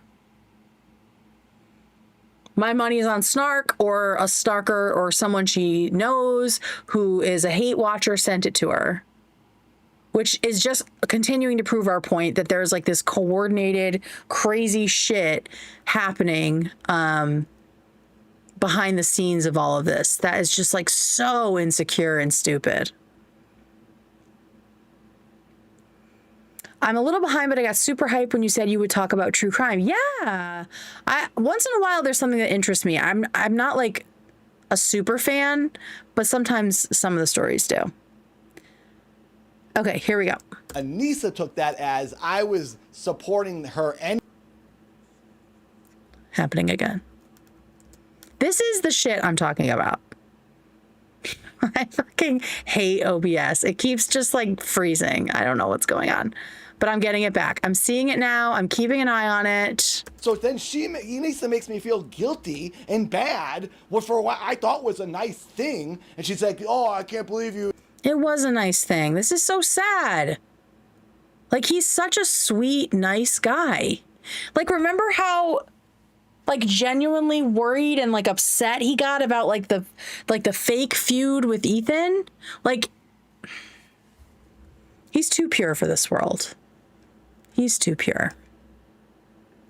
If you would do that, I'm 44 freaking years old. Exactly. This is childhood, high school garbage. 100,000%. And I'm so glad that someone else with like emotional maturity is saying this shit. Like, this is high school, this is middle school bullshit. You're not allowed to comment on another streamer's another streamer's chat because we don't like them. And this event is some sort of like purity test, some sort of allegiance test. Like, what are we doing? What the fuck are we doing? What the heck are you doing? I was texting Yoda, my friend, about this, and I said, I think I'm gonna walk. I'm not dealing with her. I can't. This was very interesting to me. Like, in addition to the fact that Anisa was creeping on the show, or has like people watching things and sending them to her, which is such like a fucking narcissistic, controlling thing to do. Dad, despite being so positive about the event, so diplomatic, defending it to the end, he almost walked.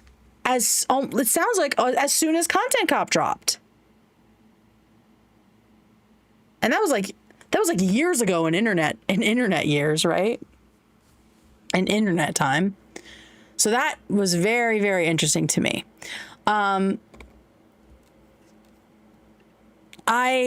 can't say that I'm surprised by any of this, right?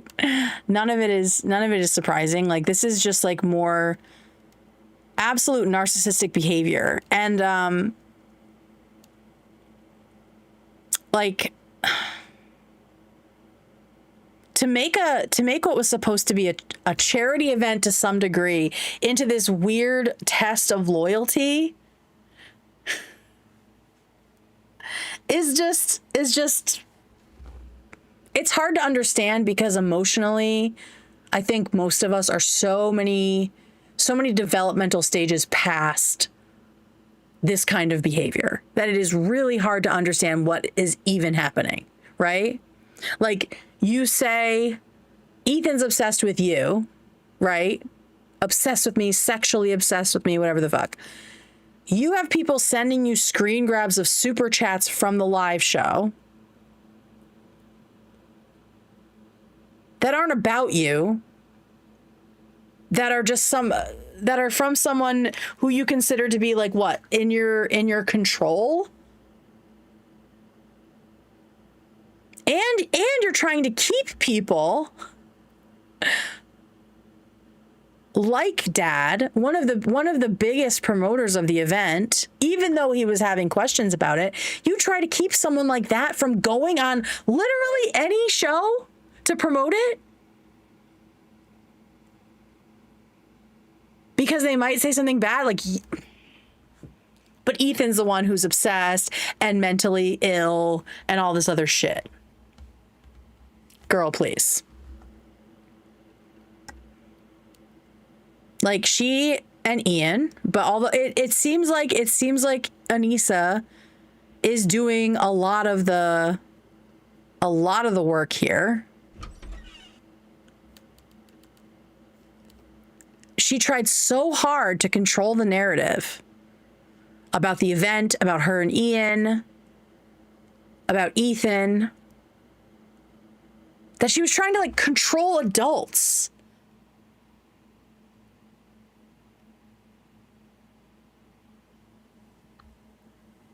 Who are not in love with her, have no interest in her, right? And she tried so hard to do that it ended up all blowing up in their faces, right? Like you were trying so hard to control this narrative, but then you like drop a bomb like Content Cop and just explode the whole thing. Like, what? And I feel so sad. Like Dad talked about on the show today, or when they watched the video today, that he didn't, after this moment where she like texted him and was being an asshole to him, he decided not to go on Keemstar's show to promote the boxing event with another boxing promoter, which would have been like a great audience, right? He decided to not do that. He decided to not go on that show specifically because he didn't want Anisa to get after him again. Like he was, I don't want to say he was scared, but he was anxious about the response he was going to get, which is abusive behavior from Anisa.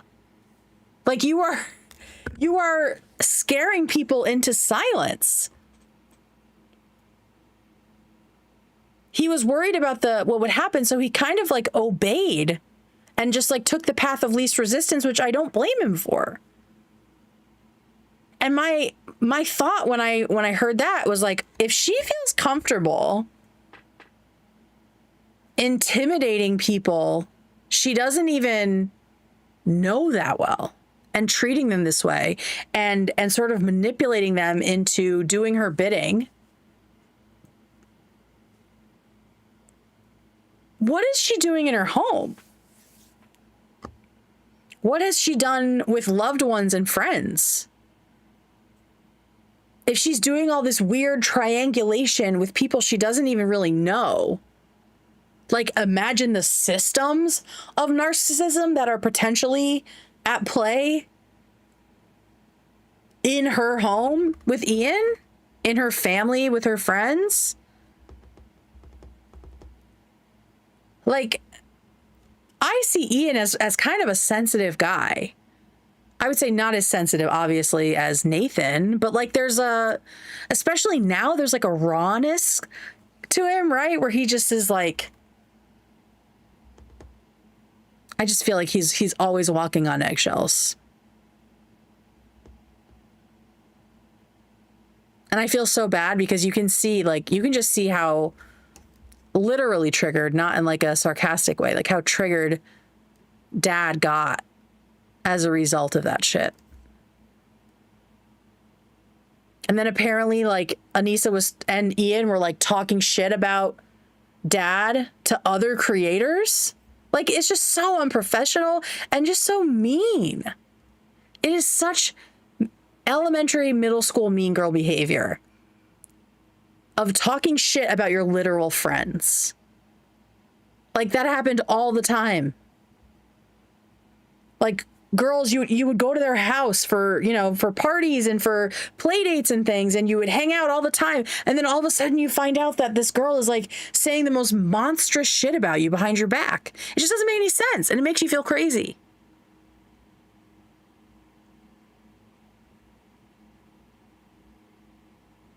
it's one thing to do this kind of stuff to Ethan, who can handle himself, who has like a very, like, he's used to this, right? He likes to fight back.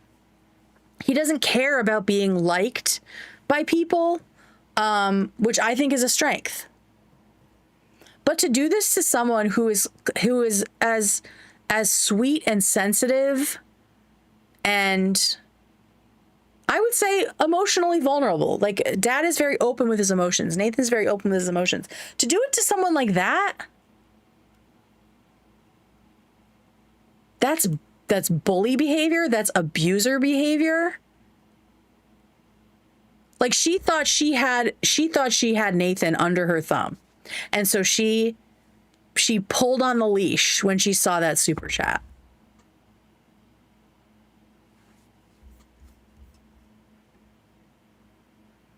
I feel like the narcissistic lady told Ian to choose between her and Ethan. Well, and that's essentially what she's doing to all the boxers. And thinking that they would actually listen to her, which is crazy. I have a personal story related to that. There's a thing with narcissists where they think that they have control over people who they like that are not within their orbit at all. Like, they're so delusional and so drunk on their own power within their whatever their little like narcissistic ecosystem is that they try to use it on people outside of it. So here's a story. I was in a relationship for a long time with a narcissist. She's definitely going to watch this and she's going to be mad that I called her a narcissist. She's going to say, my mom was a narcissist. I was just the child of a narcissist and acted like a narcissist because of that. It's like, it ends up being the same thing. So we were together a long time. She was very controlling and insecure and all of that shit. Very, very, very much Anisa, right? And then we broke up. And by broke up, we got divorced. And like 2 years later, I met my current wife. And I waited a long time to put shit on social media because she was still like in my brain all the time. I was like, oh, if I do this, it's going to make her upset. Like, why the fuck do I care anymore, right? But that's codependency. Like, you're protecting the narcissist from any negative emotions, even after they have literally left you for someone else. Even after they have been fucking other people in your house, right? I'm still like, oh, I don't want her to feel bad.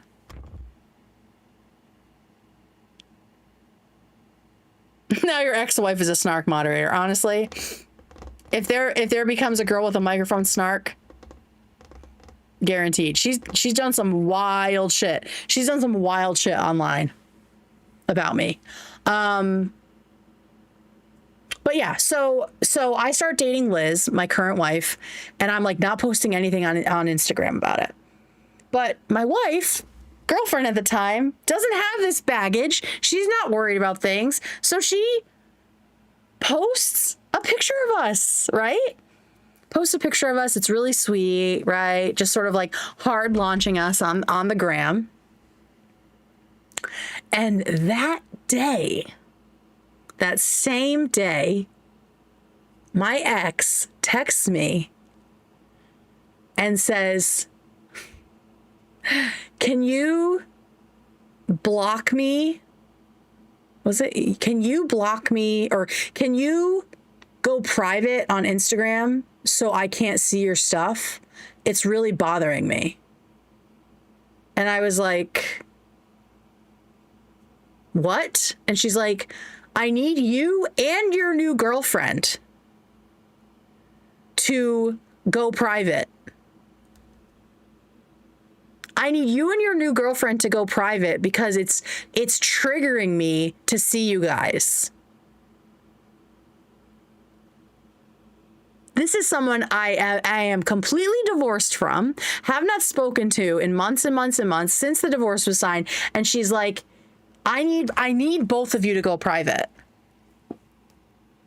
And I was like, you want me to ask my new girlfriend to go private for you? And you also want me to do that? I was like, I'm not doing that. And she's like, well, can you guys at least block me? And I said, okay, yeah. What's your name? I don't have an Instagram.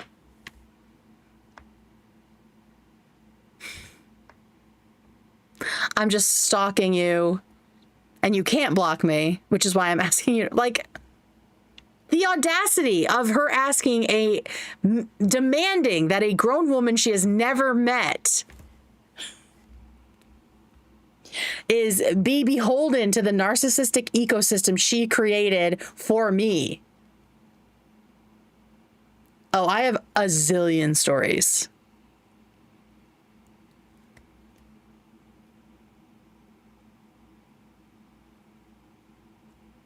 I mean, I'll do a story time. She will not like that. Yeah, please block me. And then I was like, okay, what's your name? I don't actually have an Instagram.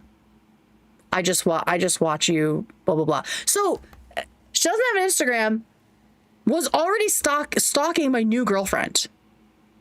And then wanted me to ask my new girlfriend to, like, that was the moment, like, obviously I was, like, very much past her. But that moment I was like, oh, okay. Like, I don't even have, like, sympathy now. You are a controlling narcissist, crazy person, you know? Insane. Wait, what's happening with Alex? Alex, what happened? She could just block me. I know. Or maybe it wasn't. Maybe I told her to block us and she was like, well, I'll just unblock you to look at it. I was like, that's not my fucking problem. That is not my problem. My ex sent me an Ethan hate video a few days before we broke up. Ew. That is fucking corny. That's like vindictive and corny. I don't like that at all.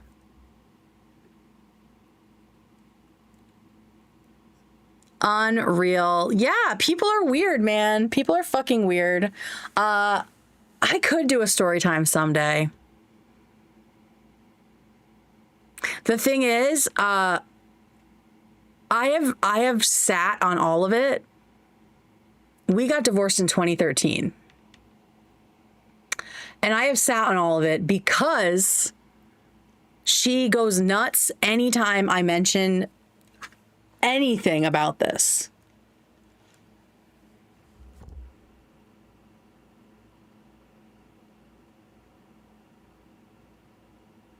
Like, literally, it's crazy. But I have never been this explicit. Like, this is probably like the most I've actually said about it. The most I'll say is like, having been in an abusive relationship, and then I like talk about like whatever the situation is that I'm responding to, and she loses her shit.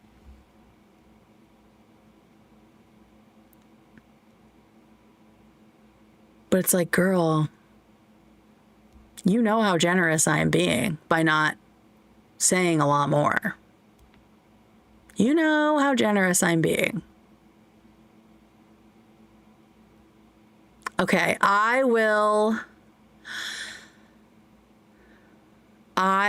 put... Oh, girlfriend, 2013, she's still watching your stuff? Absolutely. She has made so many different accounts. She has tried to follow me on every social media platform I've started.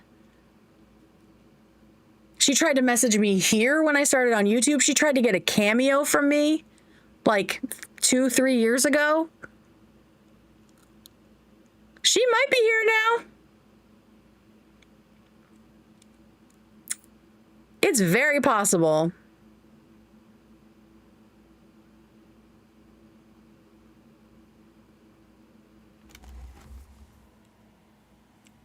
12 years later? 12 years since I have like spoken to her. She also, at least somewhat recently, thought that we were going to get back together. I'm talking like this year. She thought that she was like preparing for me.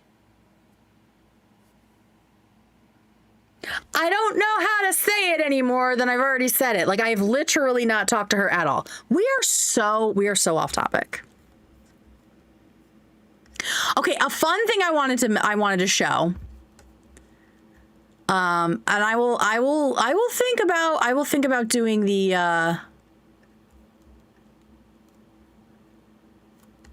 I will think about doing a story time. I mean, I want to write a whole book about it because it's like we were together for 8 years. There's a lot of shit. There's a lot of shit, which is so funny when she's like so mad at me for just mentioning that I was in an abusive relationship. And she was like, oh, you're just like cashing in on your victim status. It's like, bitch, if I wanted to cash in, I could cash the fuck in. Like, you know that the stuff I'm not saying would get me hits, baby. You know what I mean? Okay, so for funsies, I decided to look up the cake that Ian got Anisa like 10 days late, just to see like, where did you even get this like sad cake from, right? Here it is. So I did a search with Google Lens, and y'all, not only did he get her a sad cake, and she also wanted a sad cake, it's also literally like the saddest version of the cake. Because apparently a lot of people do it, like with the fresh fruit on top. But like this one has like, is that like a fresh peach, maybe something? Not a freaking canned peach on top. Like this looks like that chef made it. That has the stickers on all of his champagne glasses. What was his name? But look, all of these look a little bit nicer, at least. Like this one has like a piping around it, so it's like a fruit tart on top. Same with this one. Where did he get this thing? Like, that's nice. It's got a little something more going on. Look at this one. Like, that's cool. I understand the vision, right? Especially if it's got like fruity layers inside. But like none of them, there are just so few fruit on top. This one's kind of, is this the one? Is that the same thing? Did we find it? Okay, what are you eating? I don't know what you're eating, but... Okay, but there's supposed to be a cake, sir. That's not a cake. What the fuck? I think this looks just like the cake, right? Shut the fuck up. I don't think she used a stock photo. It has raw chicken on it. Fancy chef, yes. We need fancy chef. Oh, I'm sure the browser's frozen because the browser's been freezing every 5 freaking seconds. But you didn't miss anything. I went to, oh wait, you did miss something. My bad. Okay, so this cake, look. That looks like the same thing. At least, I mean, it has the same thing on top, right? And the fruits look similar. I mean, I guess it has the green at the bottom, but they definitely got this from the same, like, they at least got the topper from the same place. The most insulting part is that it looks like a canned peach half and not even fresh. 100%. That is like the weirdest part. And also, grapes? We're doing grapes on a cake? Just whole ass grapes. This is like just some cheap ass fruit on this cake. The damn grapes are crazy. This is, I mean, it feels grocery store-ish. Probably Whole Foods. It could definitely be Whole Foods. I was trying to see like what the bag was, just to see like who's making this and how much did he spend on it, because they talk about him being cheap, right? So yeah, that is what I found on Google Lens, is that yes, people have done versions of this cake, but the one that he got was absolutely the saddest one. Like, look, some of these look nice and festive. This one is so similar, except I don't know what this like weird thing is. But like, look, this has like mango flowers on it. So many opportunities. You show up 10 days late with this shit, save it. Keep it, bro. Fucking keep it. Oh my Lord. So there's that. Oh, Ethan said something that I thought was interesting. I think it was a little like tinfoil hatty, right? But do we think that the cake gate is Anisa sort of teasing a divorce or building a case for a divorce? I don't know how I feel about that, because I feel like she puts her foot in her mouth a lot and it's not ever going somewhere. Like, I think that gives her way too much credit. Divorce soft launch. Maybe, but like the thing is, something that happens a lot when you really dislike someone else is that you give them like way too much credit for how smart they are. Like people who hate Trump, right? They're like, oh, he's really pulling the strings and he's distracting you with this while he does this. It's like, or he's just a fucking moron with no impulse control. Much like Ian and Anisa. Like thinking there's like this bigger plan is, to me, giving them too much credit for being smart. Hi, Maddie. Welcome. Okay, the last little bit before we talk about Taylor, which I found some interesting information about her, is the Michigan-Sweden season 2. The boys announced that they are restarting the Michigan and Sweden mention battle and that Nate will be tracking it closely. My question for y'all is, what should the loser get? How should the loser be punished? The one who organically brought up their homeland less. I have some ideas, but I would love to hear yours. Fika fish is part of one of my ideas for sure. But I was trying to think, yeah, the wrapped car we still haven't gotten. Loser has to go to Dearborn for a day, regardless of who wins. Oh, but AB would love that. Tattoo of the winner's homeland. That's a good one. Love could get a little mitten. My wife's from Michigan. Michigan mention. They should have to go on a buddy trip to the most named place together. Oh, I love that. That would be great content.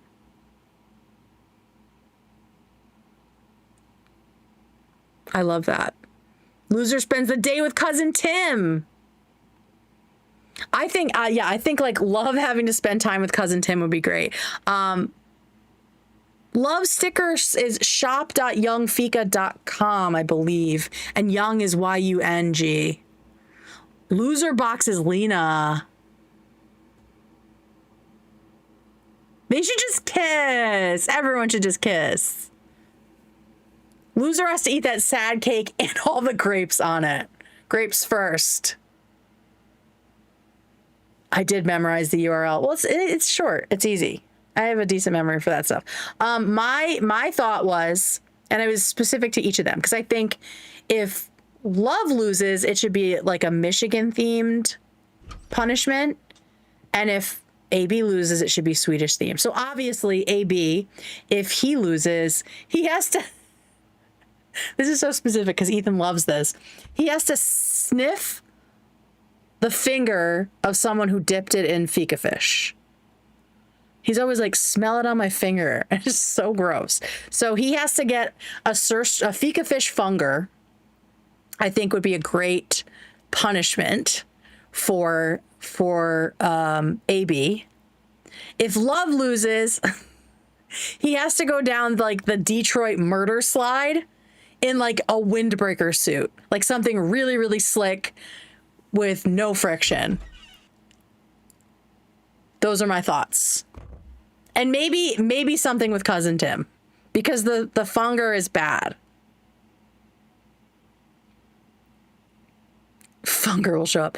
Maybe make them do both, Kate. You are going too easy on them. Did they fix it?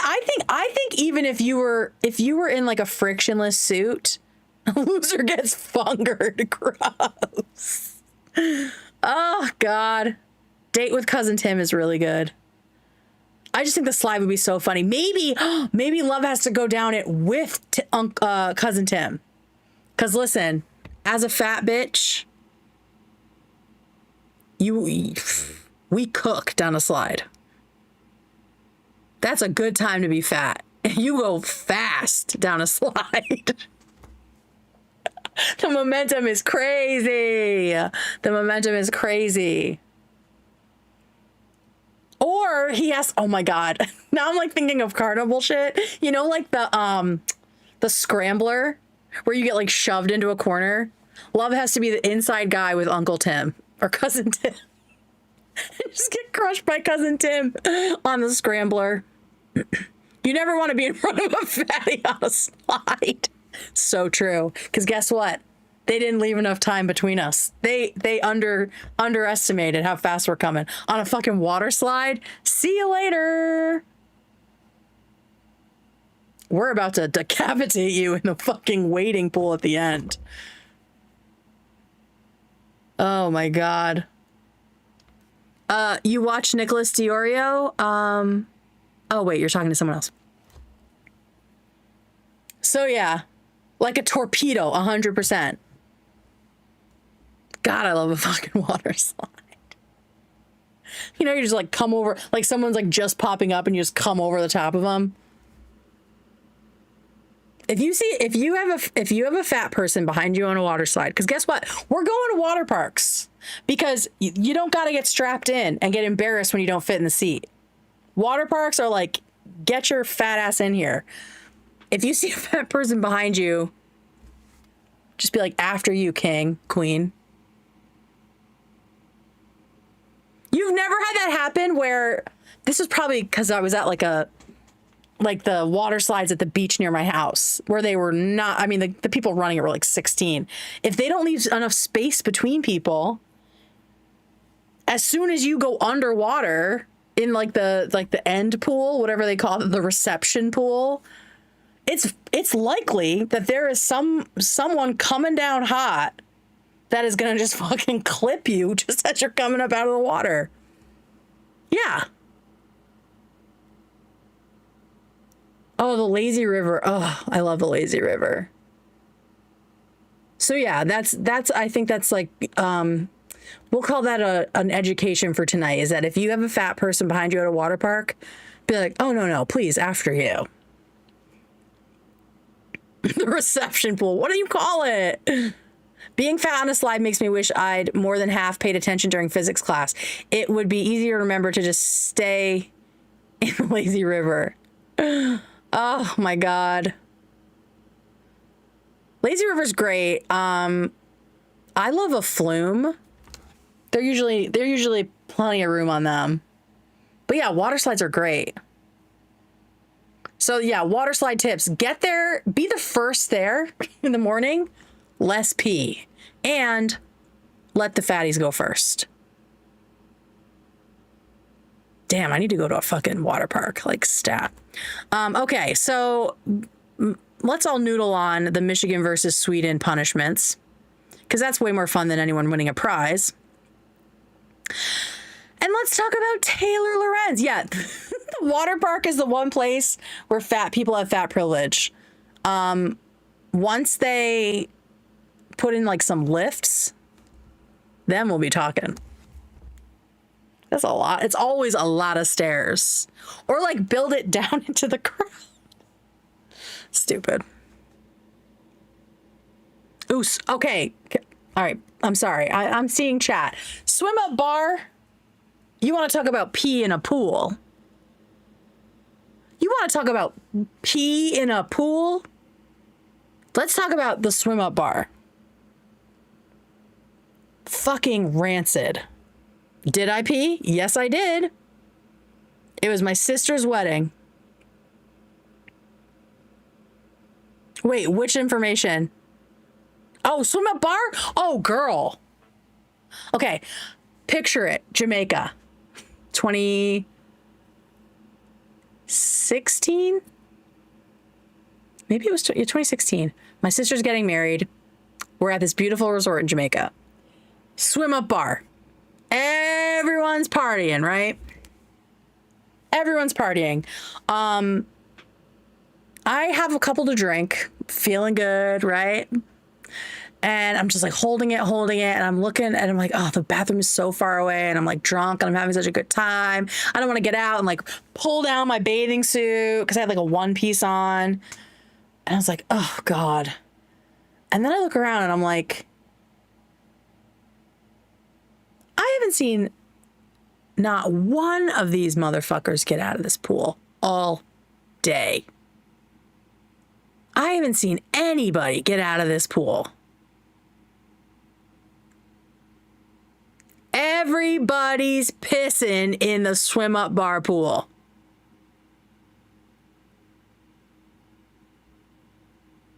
The swim up bar. You swim up to the bar. So if you're gonna go to the swim up bar pool, don't go under.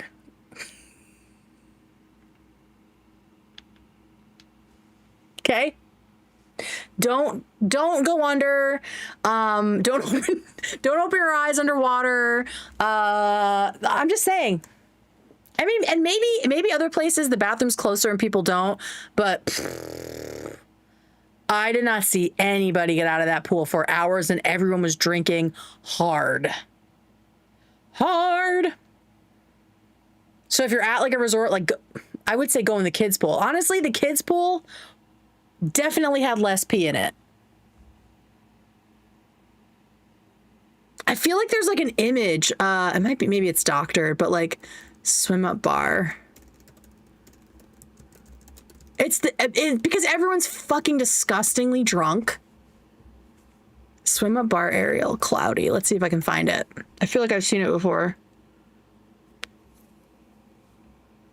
Maybe it was fake, but it was like showing like one pool, like the family pool, and then the swim up pool, and the swim up pool was like not vibrant, I'll say. Not vibrant at all. My kids will not pee in the pool. My 3-year-old son wants to pee in the grass always. That's what we call a bush wee. My nephew loves to do that. Tanya, hold your vag closed. Yeah. If there's one thing I'm going to do, it's piss in a pool. I wasn't proud of it. I'm not proud of it now. Snarkers are going to say that I'm disgusting. Bushwee is from Bluey. Thank you. I was wondering where it started. I didn't know if it was Peppa Pig or Bluey. Yeah, it was like a cloudy, gross swim up bar. Oh, maybe it's a meme. No, these people are dumb. Okay. Yeah, okay, so let's stop talking about pissing in pools. And let's talk a little bit about Miss Taylor Lorenz, who just keeps inserting herself, right? Like she just keeps making it worse for herself. Like no one has asked for her to be this way. First of all, I think Ethan had the perfect word for what Taylor's been doing, which is pandering. Maybe not necessarily to Hassan, maybe to, just like the leftist community in general. But it's just pandering because there's like she's completely divorced from integrity and honesty. Like, she's just straight up making things up, right? So, like, I don't understand it. I don't know what kind of, like, reward she's getting for being like this, but I would not trust her journalism at all anymore. And I mean, she's in the past done some good stuff. All right, where's this one here? Oh, and Ethan talked about, did he talk about, oh no, he talks about Cat 10 Barge a little bit. And just so you know, in the description are the two videos I did about Cat. And like we said earlier in the stream, she was in the chat for one of them. And that was really fun. But I wanted to show this thingy here. Okay, so here he is talking about, he's kind of like going through the whole, I know you guys can't see it. I'm not pulling it up yet. I just want to get it right in the right spot here. What did it say? 232. Okay, we'll start there.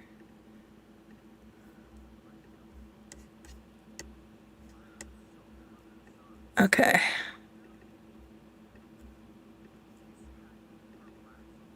Line, you fucking freak. So this is what really got this conflict going, in my opinion. I think, and everyone's like, oh, Ethan, you're just like attacking people. You're attacking all these pro-Palestinian creators. He's attacking people who accuse him of disgusting shit. Like, he has not really said a lot about Taylor until she started saying shit like this. Which is that he's like had a psychosexual obsession with Anisa and shit like that. And now she's saying that he's sexually harassing young girls online continuously, is what she's implying with this tweet. Unbelievable. Dude, Ethan, do you have consumption, bro? He's coughing into a napkin, and all I can see is like Moulin Rouge when they cough into it and it's like got blood on it, and they're like, oh, she's dying. That's all I can think about. So sorry. Bro. Yeah, she's been retweeting Ban Empanada all weekend. Unreal. Tell me more about misogyny and snarking and all this types of shit. And this guy, whatever his name is, Atlas Drugged. He's everywhere. He has been saying all kinds of shit. Is a complete... He's like a snark mod at this. I don't know what his involvement is, but he's a totally obsessed freak. Like, you check his timeline. It's just nonstop obsessive tweeting. Yeah. Taylor Lorenz retweeted Bad Empanada. Here's my thing. First of all, Kanish of Death? Is this... Oh no, Bad Empanada posted this guy. Okay. My thing is, go ahead and disagree with Ethan. There's plenty of shit to disagree with him about, right? We've all disagreed with him at one time or another or multiple times because we're all human and that's what happens. But how I know that you are pandering, that you are just doing this for some sort of self-satisfaction, some sort of like initiation ritual. I don't know what it is. Retweeting people like Bad Empanada and Ethan's Attic, like people who have just openly lied, maligned, defamed people. Like, there's plenty of people with like who are level-headed and disagree with Ethan on things. Retweeting this like outrageous, rage baity stuff as a journalist? That is the shit that like really it bothers me about this whole situation. Like, I have because I'm a writer, this appears to be the thing that I am fixated on, which is these journalists, these women who are journalists, which annoys me times a million that they're acting like this online as women who are journalists. The fact that they are using their position of of earned integrity, right? That they had it at some point, that people still believe, a lot of people still believe and follow and think of them as these, these people who are interested in the truth. They're sharing this shit. Knowingly sharing misinformation. Why would they do that? In my opinion, it's because to them, the ends justify the means, which is driving Ethan insane, driving him off the internet, justifies sacrificing my journalistic integrity. Because literally, what else is the answer? You just want to feel included and you're just dogpiling? Like, is that better or worse? I don't know. Oh.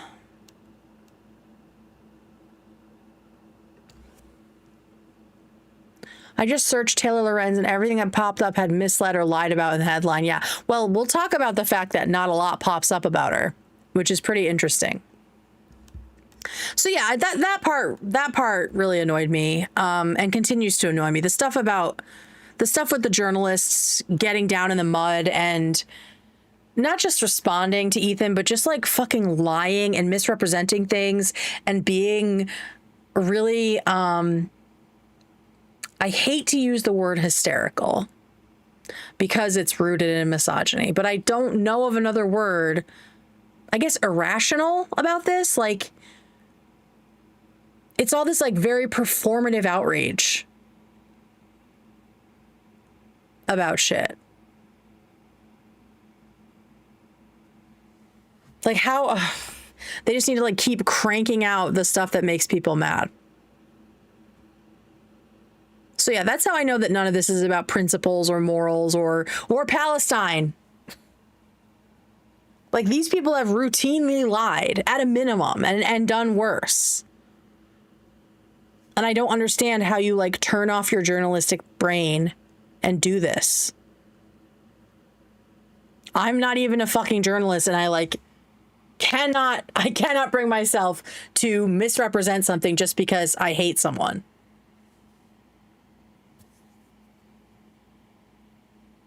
So Ethan kind of like glazed over it, but he mentioned that Taylor could be a Nepo baby. And I think he was just saying that because of the vibe she gives off.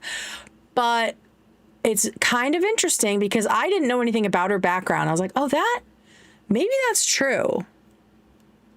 But again, I don't know.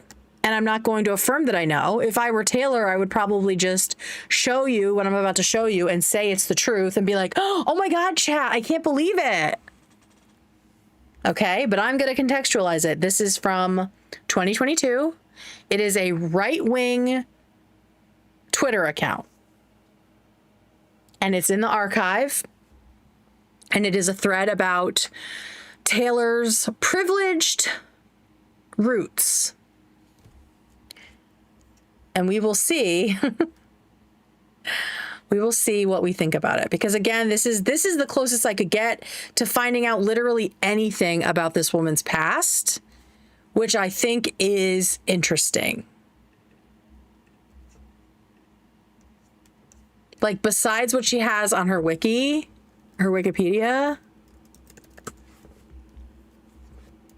which is very spare about her upbringing, right?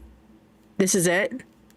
Grew up in Old Greenwich, Connecticut. If you're not familiar with Greenwich, it is like as close as you can get to New York without being New York, and it is very, very, very, very wealthy. Very, very wealthy.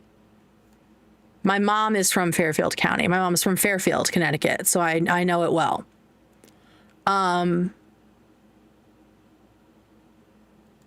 Yeah, so she's at least from a very rich town. We know that. Do they have like notable people? No, that doesn't fucking matter. I wanted to see like Old Greenwich, CT. Let's see what the real estate's looking like today.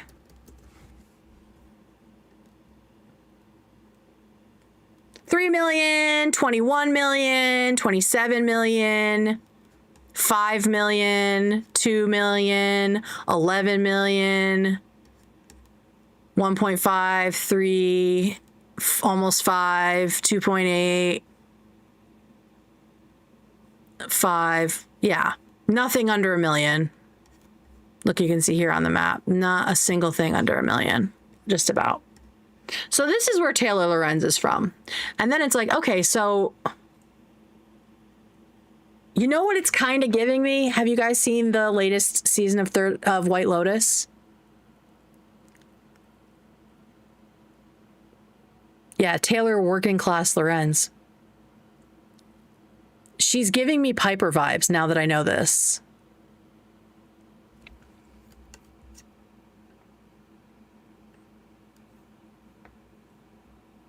It's giving Piper vibes. Like there's this like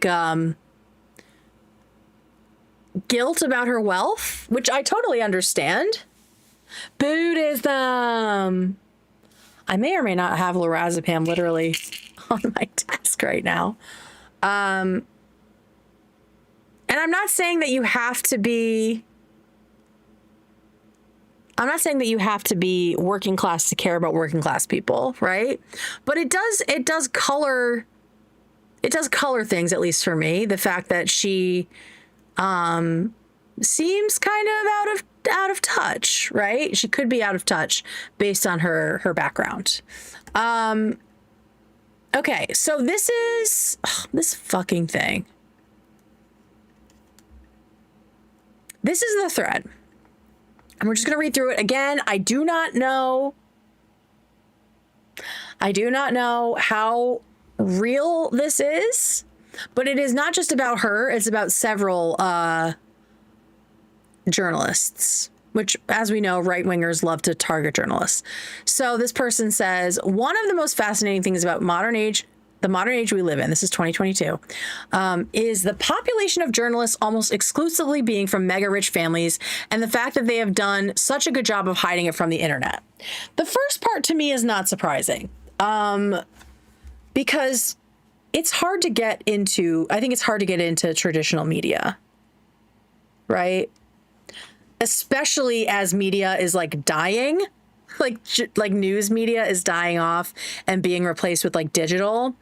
And all of the big news outlets are cutting and slashing and laying people off. It's hard to get in. I mean, it's hard to get in anywhere. Like you basically have to know somebody to get a foot in the door, especially at a big outlet like the Washington Post, right? Or the New York Times. So that part doesn't surprise me. The part that did surprise me, though, is this person asserting that these journalists are hiding their privileged backgrounds. I don't understand why you would do that. That to me, I don't know why, unless you're ashamed of it, or like why do you want to hide that? I don't understand that. So there's this guy, talks about this guy. I don't care about this guy. Here's Taylor. Okay. Again, I don't know how much of this is 100% true. Some of it was in her Wikipedia, some of it wasn't.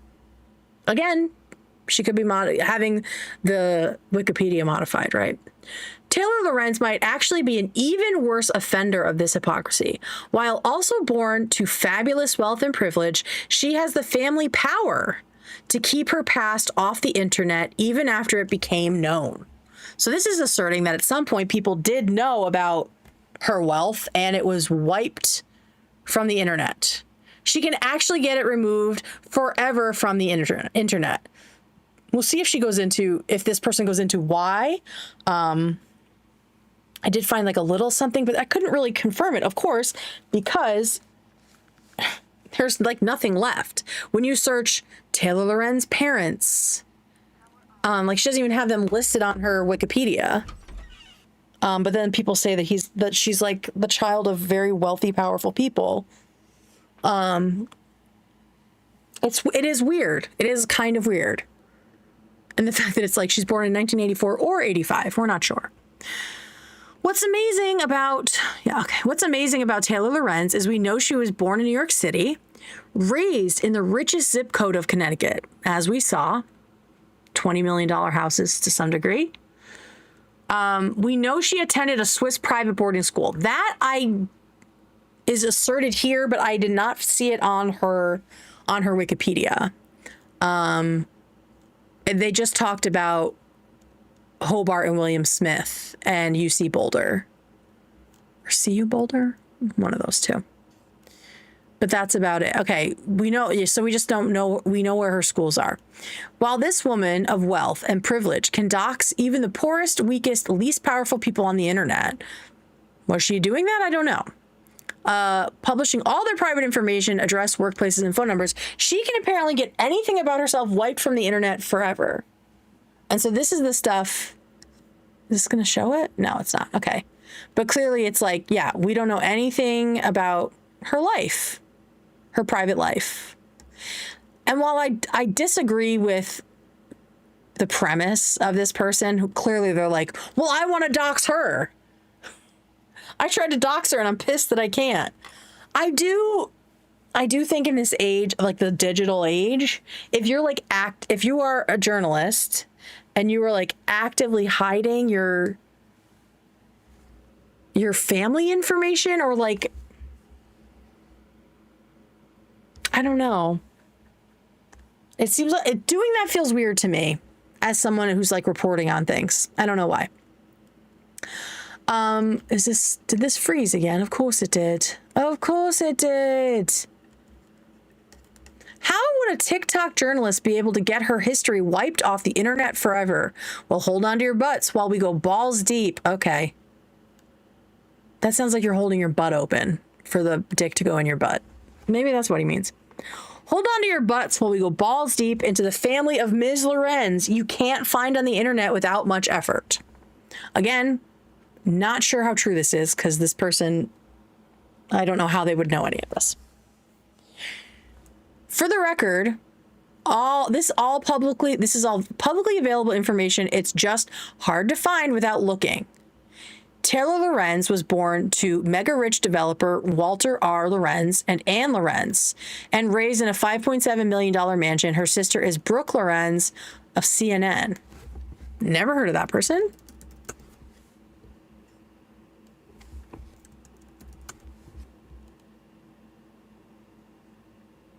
Artemis Strategies. Brooke Lorenz is a seasoned communications professional with a decade of experience. This person was on CNN and has the same last name. Also went to CU Boulder, which Taylor did too. Bachelor of Arts in Journalism. I mean, these could all be coincidences, right? I'm not sure. Okay. I cannot find anything about Walter Lorenz, so I don't know how true that is at all. But it's her uncle that's the big story here. You see, Taylor's mom and uncle were mega rich children of a very powerful politician. And R. McDonald, her uncle, is the owner and founder of the Wayback Machine Internet Archive, which is literally where I'm reading this. This is a very young girl right now we're talking about. Please be respectful. We don't even know anything about her private life. We don't know if she's in a relationship or anything. We don't know anything about her personal life. It's just very strange. It does feel weird, right? And no, we're not like owed that information, but it's like with Hassan, when you put yourself out there as like the arbiter of morality, like that you are the moral center of things, and you're out here like shaming people for their political views and for whatever it is, their wealth. It's helpful to have context about you, to know like where you're coming from and what your experience is. So yeah, it's potentially her uncle, R. McDonald, who I was able to find, but I think it's MacDonald. Internet Archive.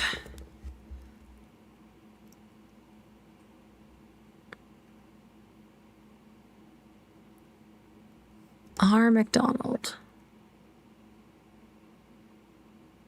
Yeah, the Internet Archive. Yeah, so I found stuff about him earlier. Again, I don't know if that's her uncle. It's hard to know without the same last name. Trying to find info about any of these people on the internet is nearly impossible. Taylor Lorenz even had her uncle exempt her Twitter account from the Wayback Machine. Once she deletes her tweets, they are literally wiped from the internet forever. Now that's power you can't buy. I mean, I guess we could test it, right? Wayback Machine. Is this true? What's her fucking Twitter account? Is it just Taylor Lorenz? She hasn't blocked me out, which I think is interesting. Anisa blocked me. I found that out today. Is it just at Taylor Lorenz? Okay, so it would be twitter.com. Taylor Lorenz. Oh my God, it's true.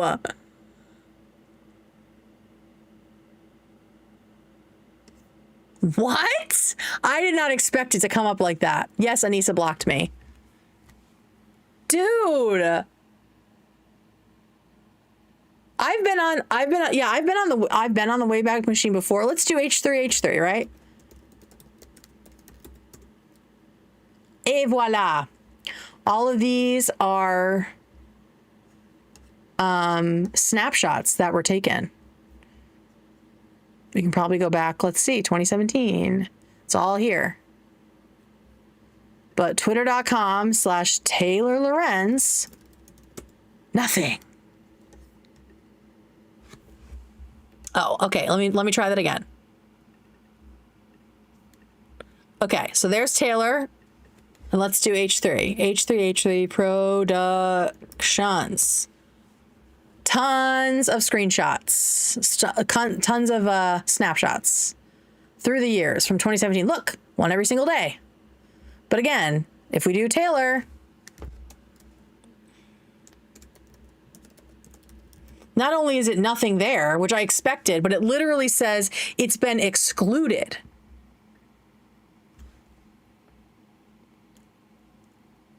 That to me feels, no, it's not because she's not popular enough. The assertion is that her uncle is one of the founders of Internet Archive, which owns Wayback Machine. And so she was able to get her shit excluded from the Wayback Machine.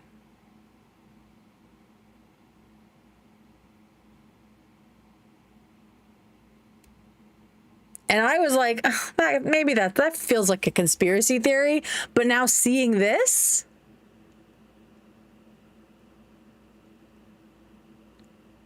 I don't know. Yeah, it's easy to be smug when your entire history is wiped from the internet. And that is a privilege that the rest of us don't have, right? That is a privilege that people don't have. And that's the kind of thing that I think it's important to know about, because it does change the way you move on the internet. So apparently, according to this person, again, and I don't know how true this piece of it is, as soon as she deletes her tweets, they're gone forever. Go ahead, Google her, go to her wiki page. You see anything there like you do with literally any other public figures? Nope, nothing. She's even managed to have any public record of her date of birth wiped. We know that we've been hearing about that. Pics of her from high school or college that could age her, gone. Someone said maybe she's a vampire. Makes me think of like Buffy with the mayor, who's just been the mayor for like 200 years or something crazy. Spoilers, sorry. For the record, Taylor Lorenz was born October 21st, 1984 in New York, making her 37 years old. 84. So she'd be, 41 today? She'll be 38 in 16 days. Wish her a happy birthday. Taylor Lorenz, a mega-rich child of wealth and privilege from a powerful political family whose uncle can wipe any of her history off the internet forever, has been given massive platforms with New York Times and Washington Post to attack, smear, dox, harass, and terrorize anyone she wants. Ethan is going to fucking love this. I already know. I better clip this shit tomorrow. Okay, and then it goes on to the next one. First of all, this looks like P&P. Ben Collins, not the reason of NBC News. That is fucking bizarro P&P. Let's go. Yeah, I definitely I wanted to clip that, like maybe even tonight. Hey, I know several other content creators who would love to know this. Yeah, this is crazy. Like I honestly did not expect, because I didn't look at that before we started because I had so much going on.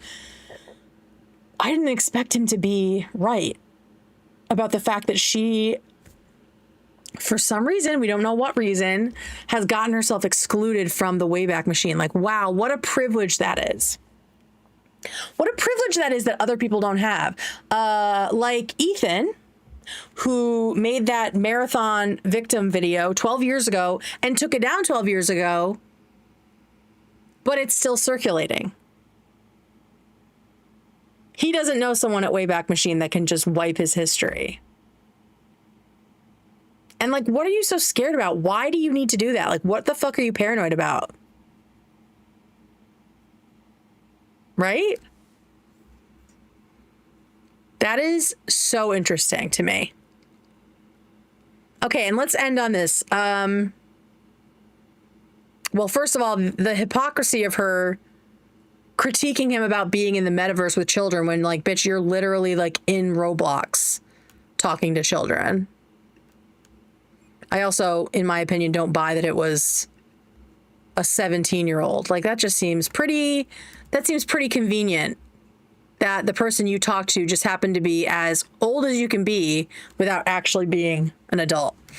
Okay, this is the thing I wanted to end on because I think it's very interesting.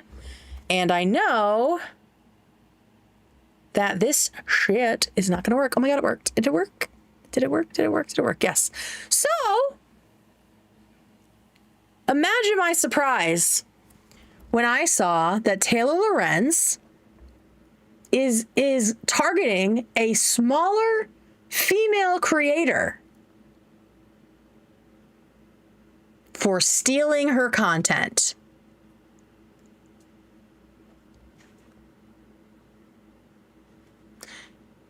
She is literally targeting someone for stealing her content, someone that is a smaller creator, someone that is a woman.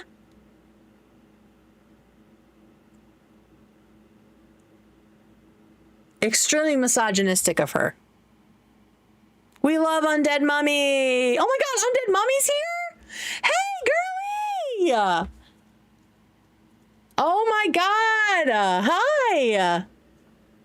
Holy shit.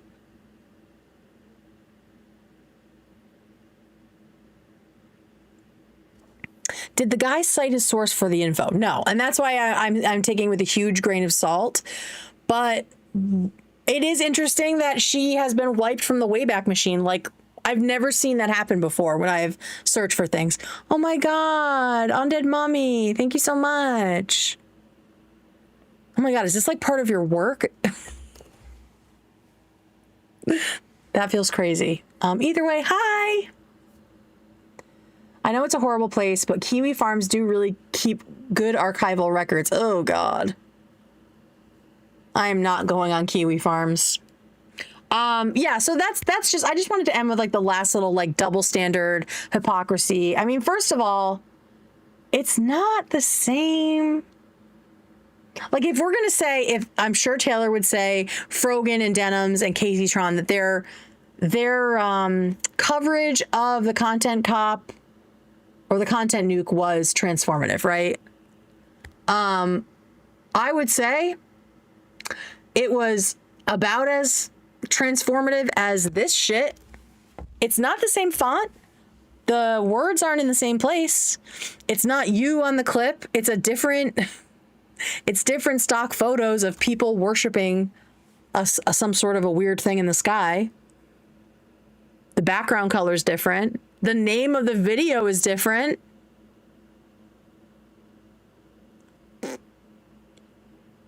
Seems like there's a lot of transformation happening here. It's a young lady in the thumbnail. Are you guys talking about my curlies? Look at them. Sorry, I need to go big for this. Look how good they still look. Oh my God, like literally my hair never looks like this. But this was the full routine today that you can check out in my last video. The last stream, it's chaptered. Curlies! Curlies in chat! Hey, Curlies! Click on it. Are the times the same, like a total re-upload? The videos? No, I mean, they're... I don't think that... Let me see. Oh, I see what you're saying here. So you're thinking that the video itself was ripped off. Because I thought it was, when I was reading stuff about it, I thought it was specifically about the thumbnail. So maybe she does have a point. But now she understands that sometimes smaller creators fuck up and they do things they shouldn't do. And you kind of have to call them out for it. But again, it's, rules for thee and not for me. Another creator I followed interviewed her in March, and he edits on his Patreon, and she said she drives a shitty car and showed her shutting the door. It looked like a Corolla, maybe. That's all I got on her. Thank you for that deep research. Deep research. Well, it might be like an AI image on the cover. All right. Well, is that everything? That feels like a lot. How do you guys feel about this? How do you think it went? How are we feeling? I know there was some audio shit and there was some